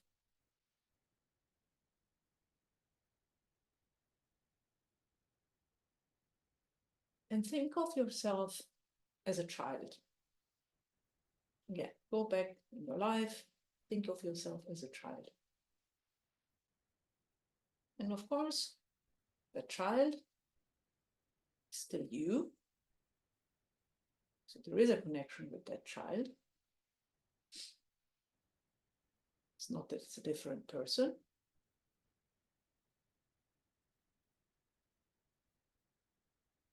But do you think yourself is the same self like when you were a child?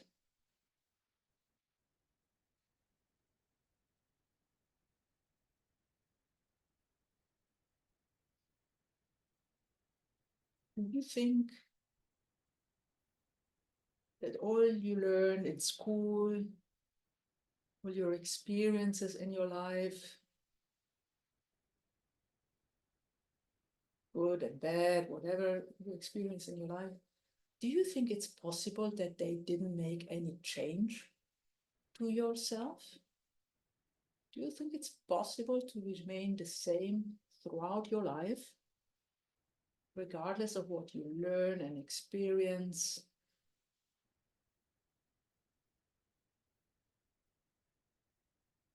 Does this make sense to you? Ask yourself, investigate.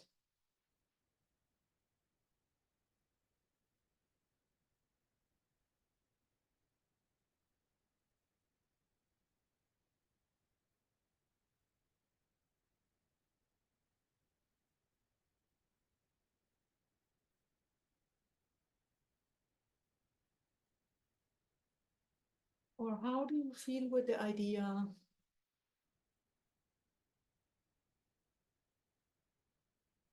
that your sense of self as a little child was informed by what it was experiencing at that moment, good or bad? And then as you grew up, you learned things, you made new experiences. These experiences transformed you for the good or for the bad, and created a new self.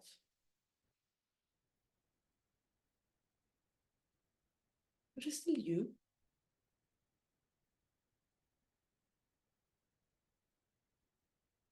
But different. And then again, you grew up, more experiences, more learning, more growth, crisis, loss,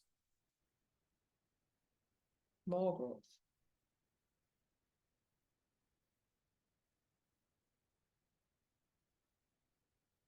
So reconnect with our previous meditation on impermanence.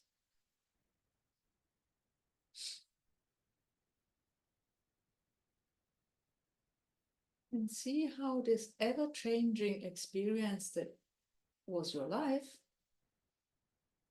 how this constant flow of experience shaped your sense of self.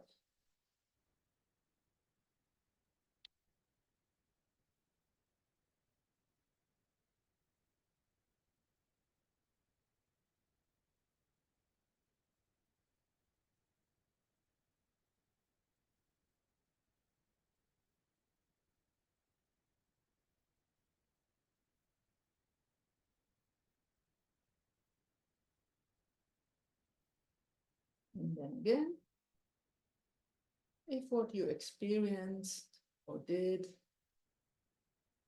in your previous life, in the previous parts of your life, shaped what you are today, in the same way, your sense of self in the future can be shaped by what you're learning now.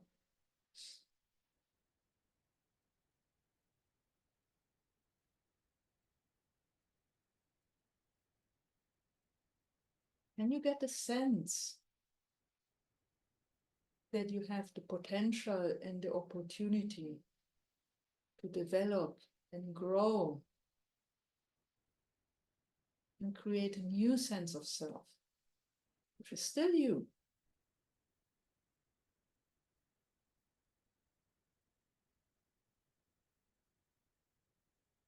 But shaped by different experiences, different qualities. Maybe you can deliberately choose to cultivate the good qualities that you have. Maybe let go of the negative qualities that have been hindering you. How does this thought feel for you?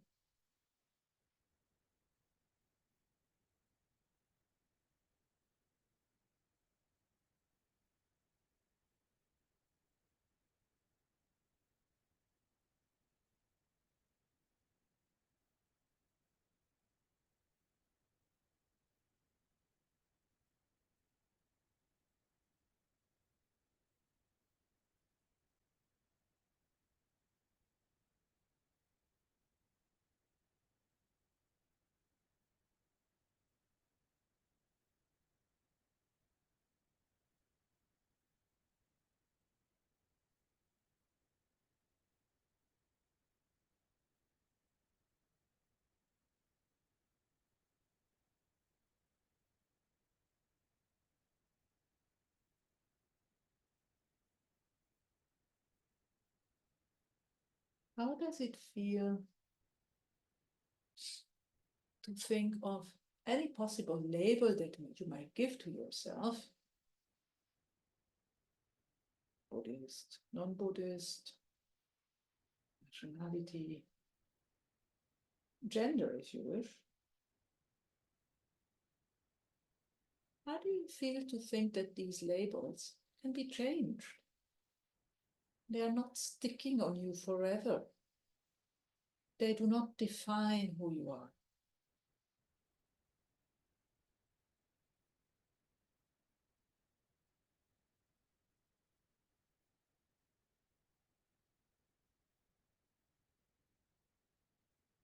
They're a result of your ever-changing experience, your ever-changing actions, and your subsequent growth.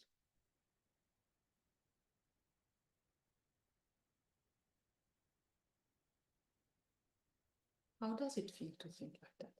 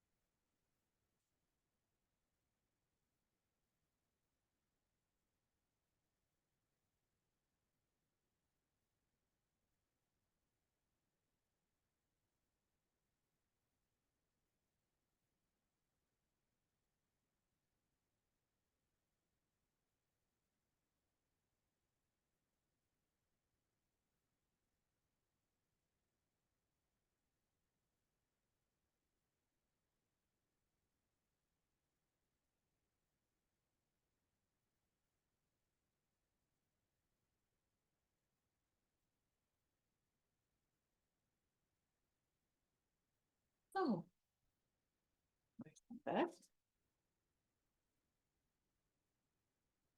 Now we still have about 10 minutes.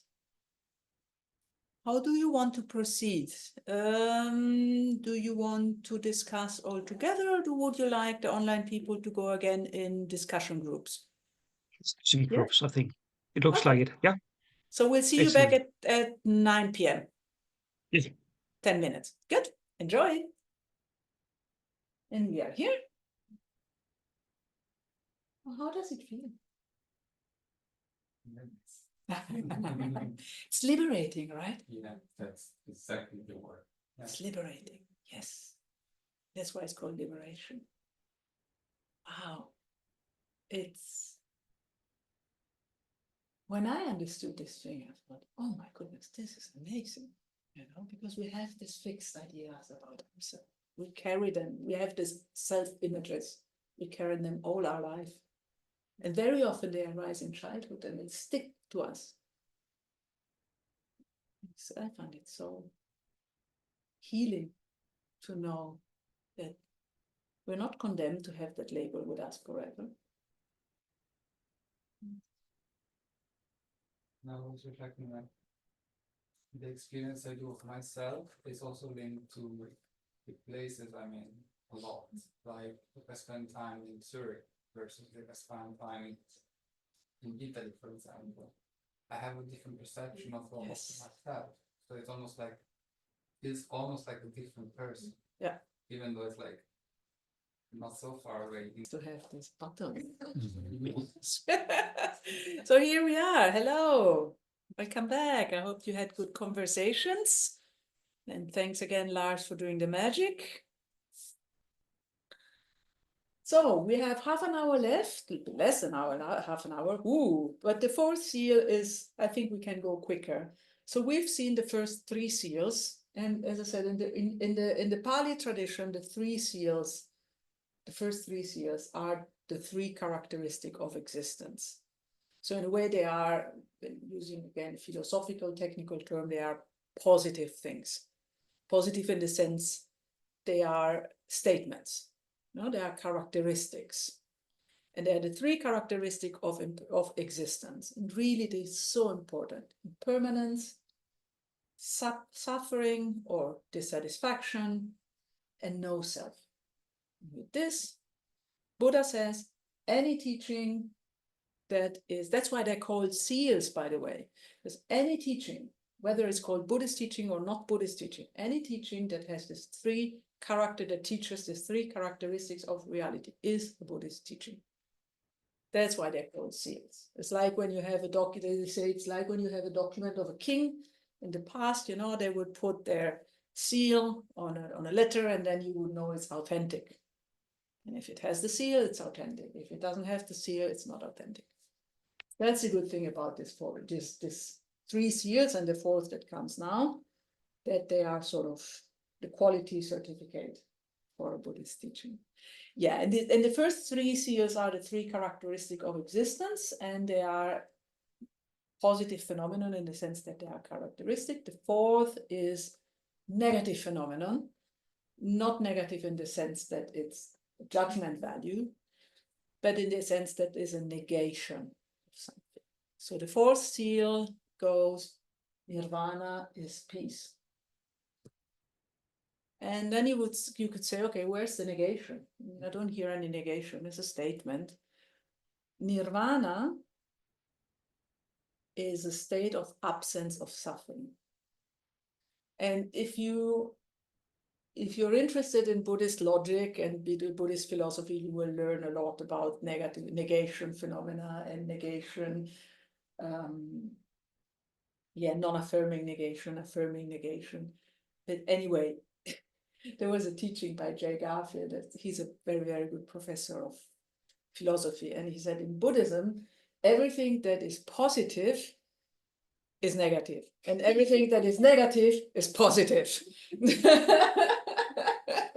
So sorry for confusing you at this late hour in the day. But anyway, Nirvana is defined as the absence of suffering, because it is the state that we reach when we have no more afflictions in our mind. So we have completely given up the root afflictions of ignorance, of anger, of attachment. So these stains or contaminations or colorings, whatever we want to call it, they are completely gone. And they're gone forever. And this is, I find, a very for me, it's always, I find it a very challenging idea that something can be gone forever. Because I think, but if I'm a bit of a neurotic, so maybe sometimes I'm more neurotic and sometimes I'm a bit less neurotic, but how can I be no neurotic at all? But the idea is that because we've learned about impermanence, so how does it go how does it go together? We just learned about impermanence 1 hour ago, 2 hours ago, and then we say something can be gone forever. The idea is that when we, I have to include myself in 100%, when we understand the nature of reality, and we really understanding, not just understanding it intellectually, what is called a direct realization. So really something that informs our life of how things exist. By being selfless, by being empty, by being something that is contaminated, but that these contaminations can be given up. You know, when we understand all these things, we can let go of these afflictions, because these afflictions, these contaminations are not part of a mental continuum. That's why they're called stains. So it's something that can be washed off with practice, with developing a correct understanding of reality, practice of meditation. We can wash off the stains from our mind. They're not part of our mind, they're states. And when we do that, we stop creating negative actions. Because we don't have, what triggers the negative actions are the afflictions. It's again the 12 links of dependent arising. If we don't have the afflictions to trigger our actions, we don't have negative actions. We don't do any negative actions. And if we don't do negative actions, we do not have negative results. Of course, we still have the karmic debt that we carry with us from previous life, but that will exhaust at a certain point in time. And then there will be no more suffering. And even if, in a way, it's a bit difficult to grasp intellectually, it's in its very logic. Because it's a causal chain that leads us to suffering. So the reason why we experience unpleasant things has a causal chain. And if we interrupt this causal chain, this is called the state of cessation, ending forever. No more coming back. And that's the state of Nirvana. So Nirvana is not sort of Garden of Eden for Buddhists or some sort of paradise. It's a state of mental peace. You could say, some people say that when you reach Nirvana, you have completely restructured your mind and your way of thinking. So your whole neural connections work in a different way. I don't know. There are many different ideas of what Nirvana is or isn't. But in any case, let's take it as, for its definition, a state of cessation, of absence of afflictions, and therefore a state of absence of suffering and dissatisfaction.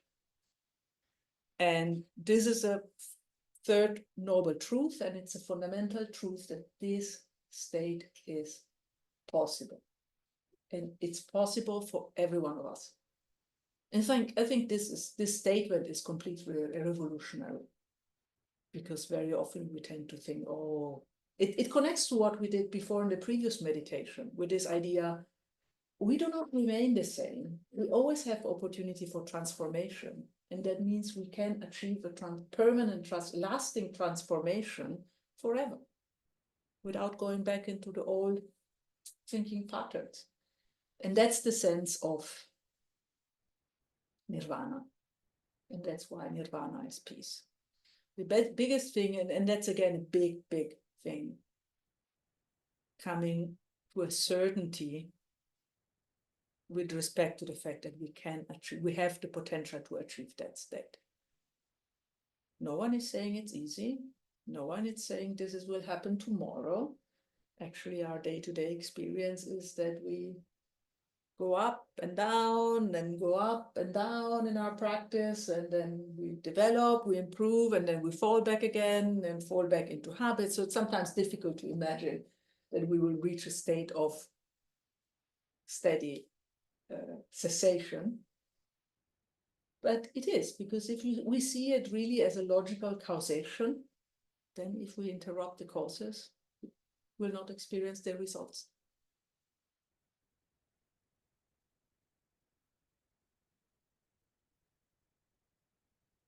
And with this, let's do a final round of meditation before we conclude.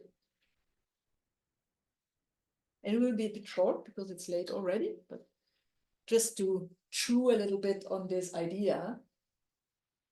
So take a comfortable seat and see how this idea of cessation, absence, sounds to you.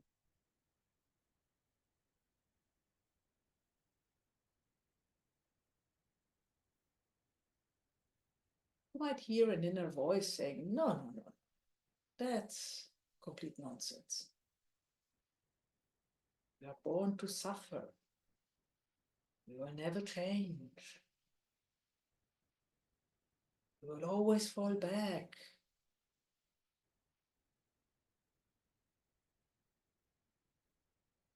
But see if this voice is telling you anything realistic. Reconnect to your previous meditation on selflessness. If we accept the idea that we can grow and develop,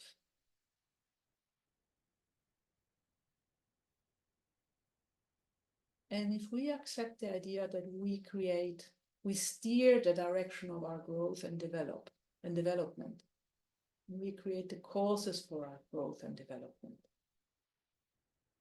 Maybe not immediately, maybe not tomorrow, but in the long term.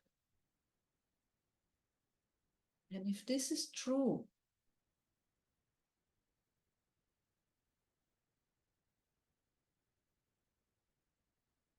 why should you fall back?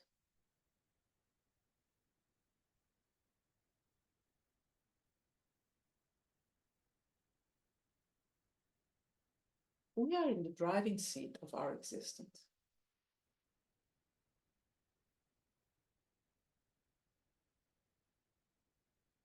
It's not an easy path, but with practice and diligence, we can steer the wheel in the direction we choose.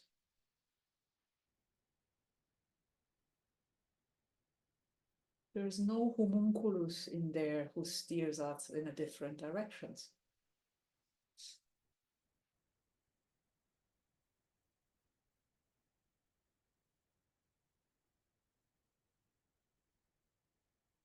And if it's true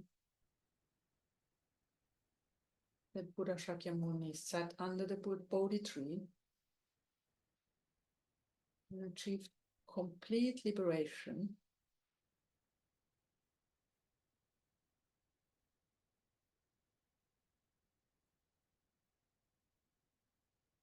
by studying, by reflecting, meditating, by understanding the nature of his mind and of reality,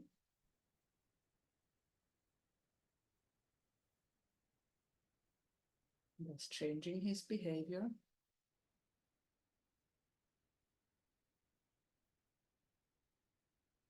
and thus getting rid of all the negative results that come from action. This is true. Why shouldn't we as well?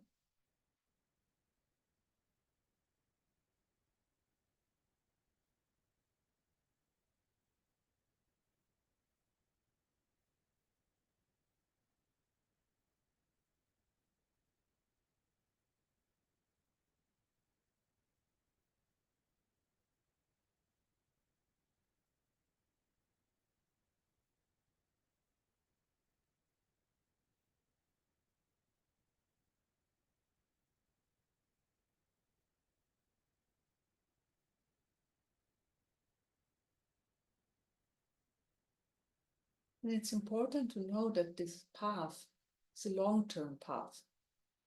Well, it's windy, it's ups and downs. But can you hold this belief? And for a moment, it might be just a belief. Can you hold this belief that a goal, complete liberation, is possible?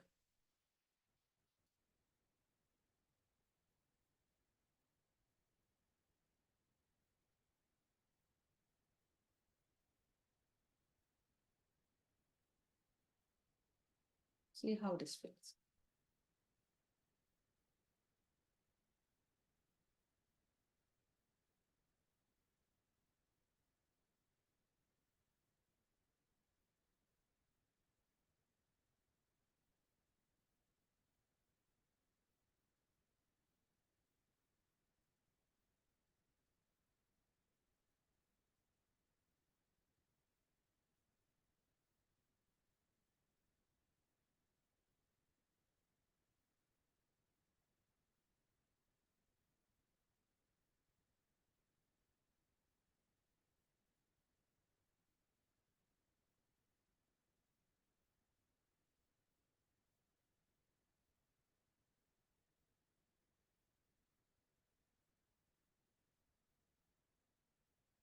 Thank you.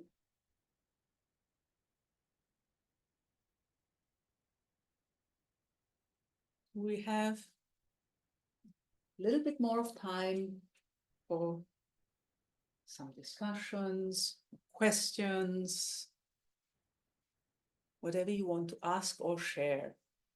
Please feel free.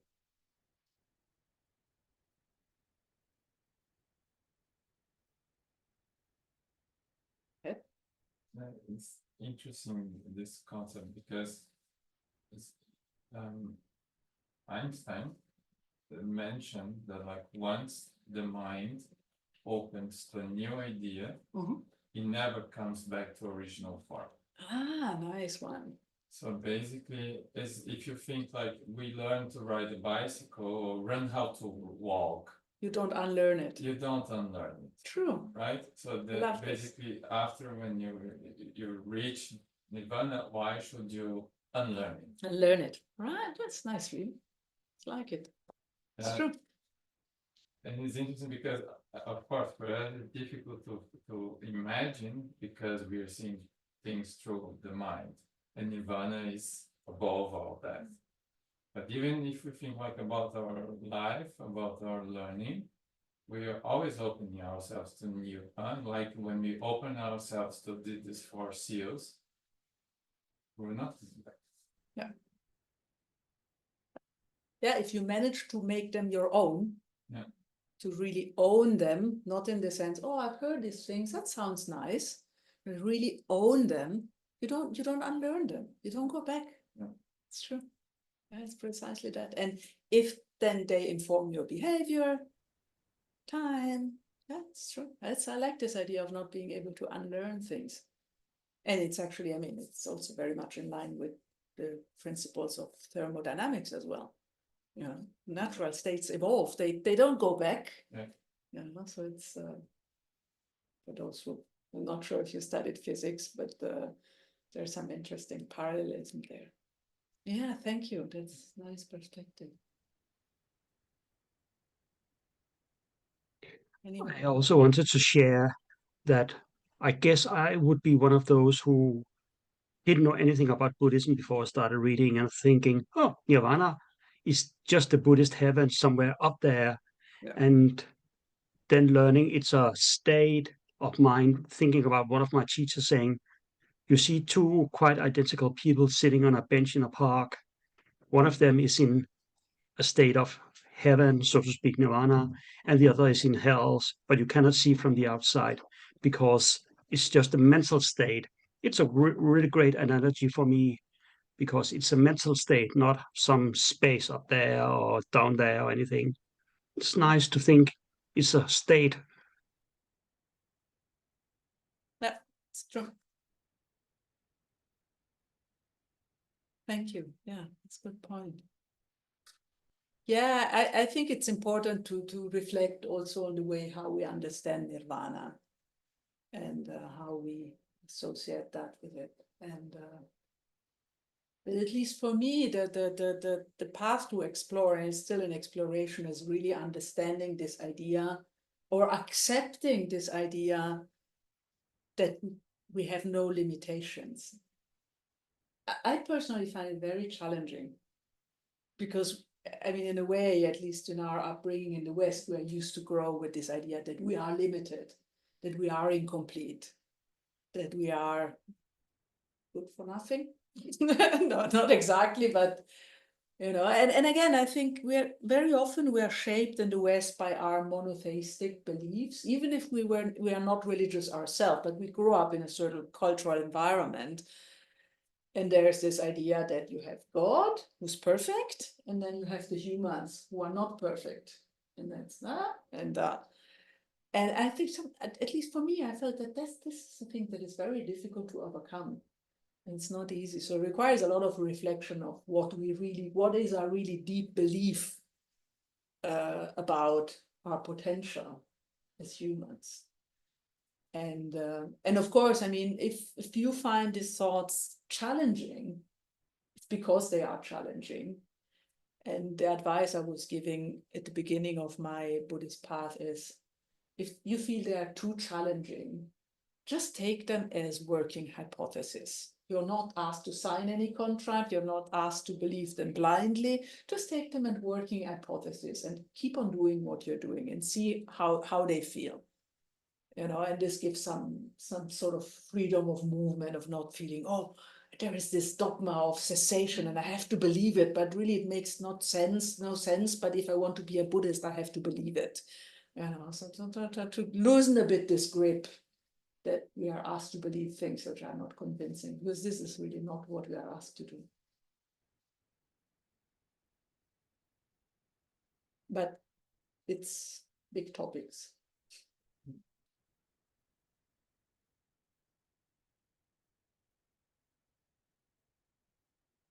Anyone else wants to share? Well, I have this kind of path that I started. Actually, I started with Dzogchen, Uh-huh. and my Catholic family was absolutely shocked with all this because, yeah, you cannot be God. You can be the child of God, but not the God, not the emptiness. So it was quite like. I had not much trouble with this, but my family definitely had. Because you told your family that what you were doing, or why did your family have trouble with that? Yeah, I told because we are living together, so it's Yeah. quite hard to keep it secret. Yeah, and I mean, starting with Dzogchen is a big jump. I mean, Dzogchen is definitely not easy. It's a very advanced practice, and you know, there are very different approaches to Buddhist practice, and I find Dzogchen is wonderful practice, but it's demanding. And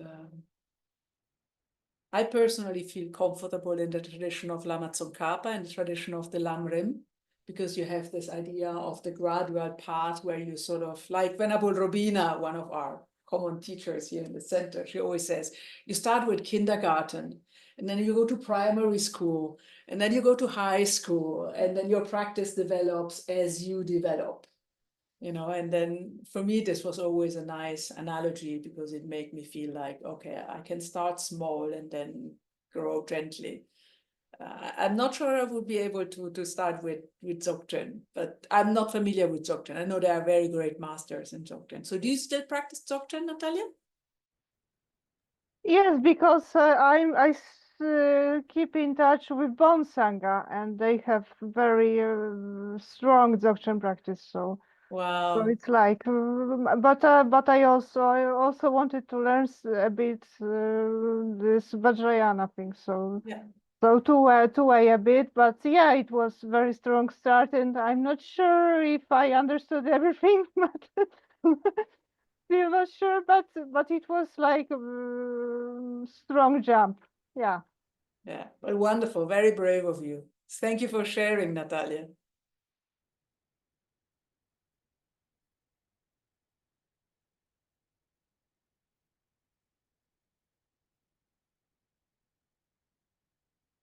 Round. And here on site, everyone is silent. It's probably also late and time to slowly go home. Anything else from the online world? Yeah, I could say something when about the time going, and when I reflect on, but with you, with Francesca, we met in Tushita in 2010. Yeah. Our first retreat with Venerable Robina. It was Introduction Buddhism. And it's such wonderful. Tushita. Tushita. Sorry, explain in a second. In Tushita Dharamsala, yes. Yeah. I'm not Tushita heaven. No, not Tushita heaven. No, not the heaven of Tushita. No. There's a Buddhist center in Dharamsala that's called Tushita. Okay. Yeah. No, I haven't been in Tushita heaven so far. It would be great. I'd love to, but yeah, Christine. It's nice to see also the two way we took different ways also actually, but we were fine together a few years ago already in Bern. But I mean, yeah, to see all these years and now you're teaching and things. Thank you very much. And it's I mean, life is thank you for all. Thank you, Christine. And who knows if we, you know, Sam was making the point. He was asking if we were in the heaven of Tushita. So who knows if we haven't created the causes to meet again in the heaven of Tushita. But I believe in karma. I believe in sure, you know, yeah. Wonderful. Great. So then I would say let's come to an end for tonight. Yes, of course. What is the heaven? Oh, what is the heaven of Tushita? So the idea is that you have, in the Buddhist cosmology, you have different realms of existence. And we have the so-called realm of desire, which is where we live, this world. And then there are the higher heavens where the gods abide, so the deities. So again, not the god in the sense of the Christian god, but the deities. They abide there for a certain time. And then there are certain Buddhist tradition, but not all Buddhists would accept that, that there are this sort of heavenly abodes where the Buddhas reside, the Buddhas and the Bodhisattvas. And the idea is that if you make strong prayers in your life, then at the end of your life, you might be reborn, for example, in the heaven of Tushita. And in every one of these heavenly abodes, there is a Buddha that resides there. Is it Tushita, the abode of Chandresi? Therese? No, I think it's the abode of Amitabha. Anyway, for every heaven, there is a Buddha residing there. And the idea is if you make strong prayers, when you die, you are reborn in this heaven and you receive the teachings directly from this Buddha. And then you can return, you can have a new rebirth and bring back this teaching in the world. So you can make strong prayers to Buddha. So there are certain traditions, especially in China, there is this so-called Pure Land Buddhism. And they adhere very much of this idea of the pure realms or pure lands, they call them. It's different ways to call them. And they make strong aspirations to be reborn there. And then either you receive teachings directly from the Buddhas or you achieve enlightenment there and then you come back and benefit.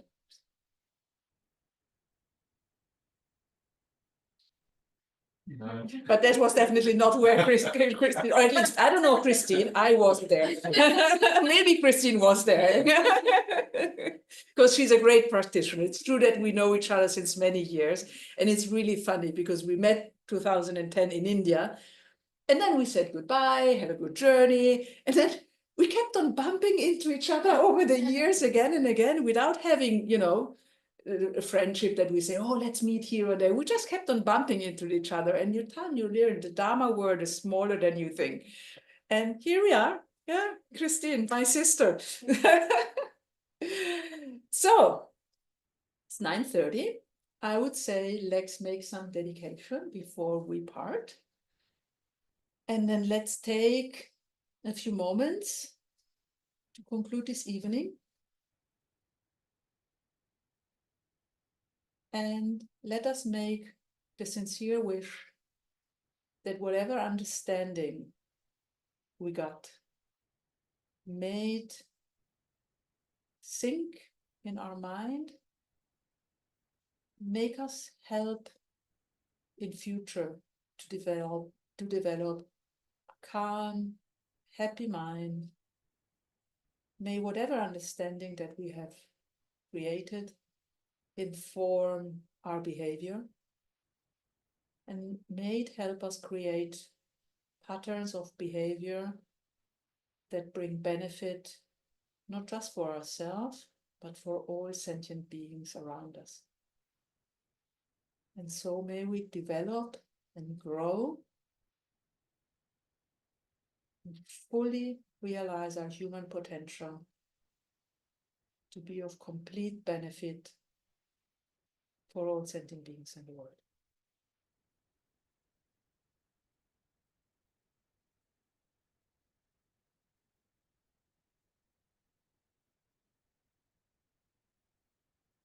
Thank you. Thank you. So thank you everyone for being here on a Friday evening. There could have been so many other things to do on a Friday evening. I'm so happy that you chose to come here. Thank you, Ines, for the heart. Also from I my also side. wanted to say thank you, Francesca, because you offered these teachings and making sure that whoever we are, regulars, new people, everybody can join in from whatever level they may come with, and make it interesting, fresh, and new, and still challenging, and also for embracing this hybrid mode, so we can learn how can we develop and integrate it well with our people on site and the people from the extended Sangha on the online universe, making in a room together. Thank you, Francesca, and thank you everybody on site and online, everybody. Thank you.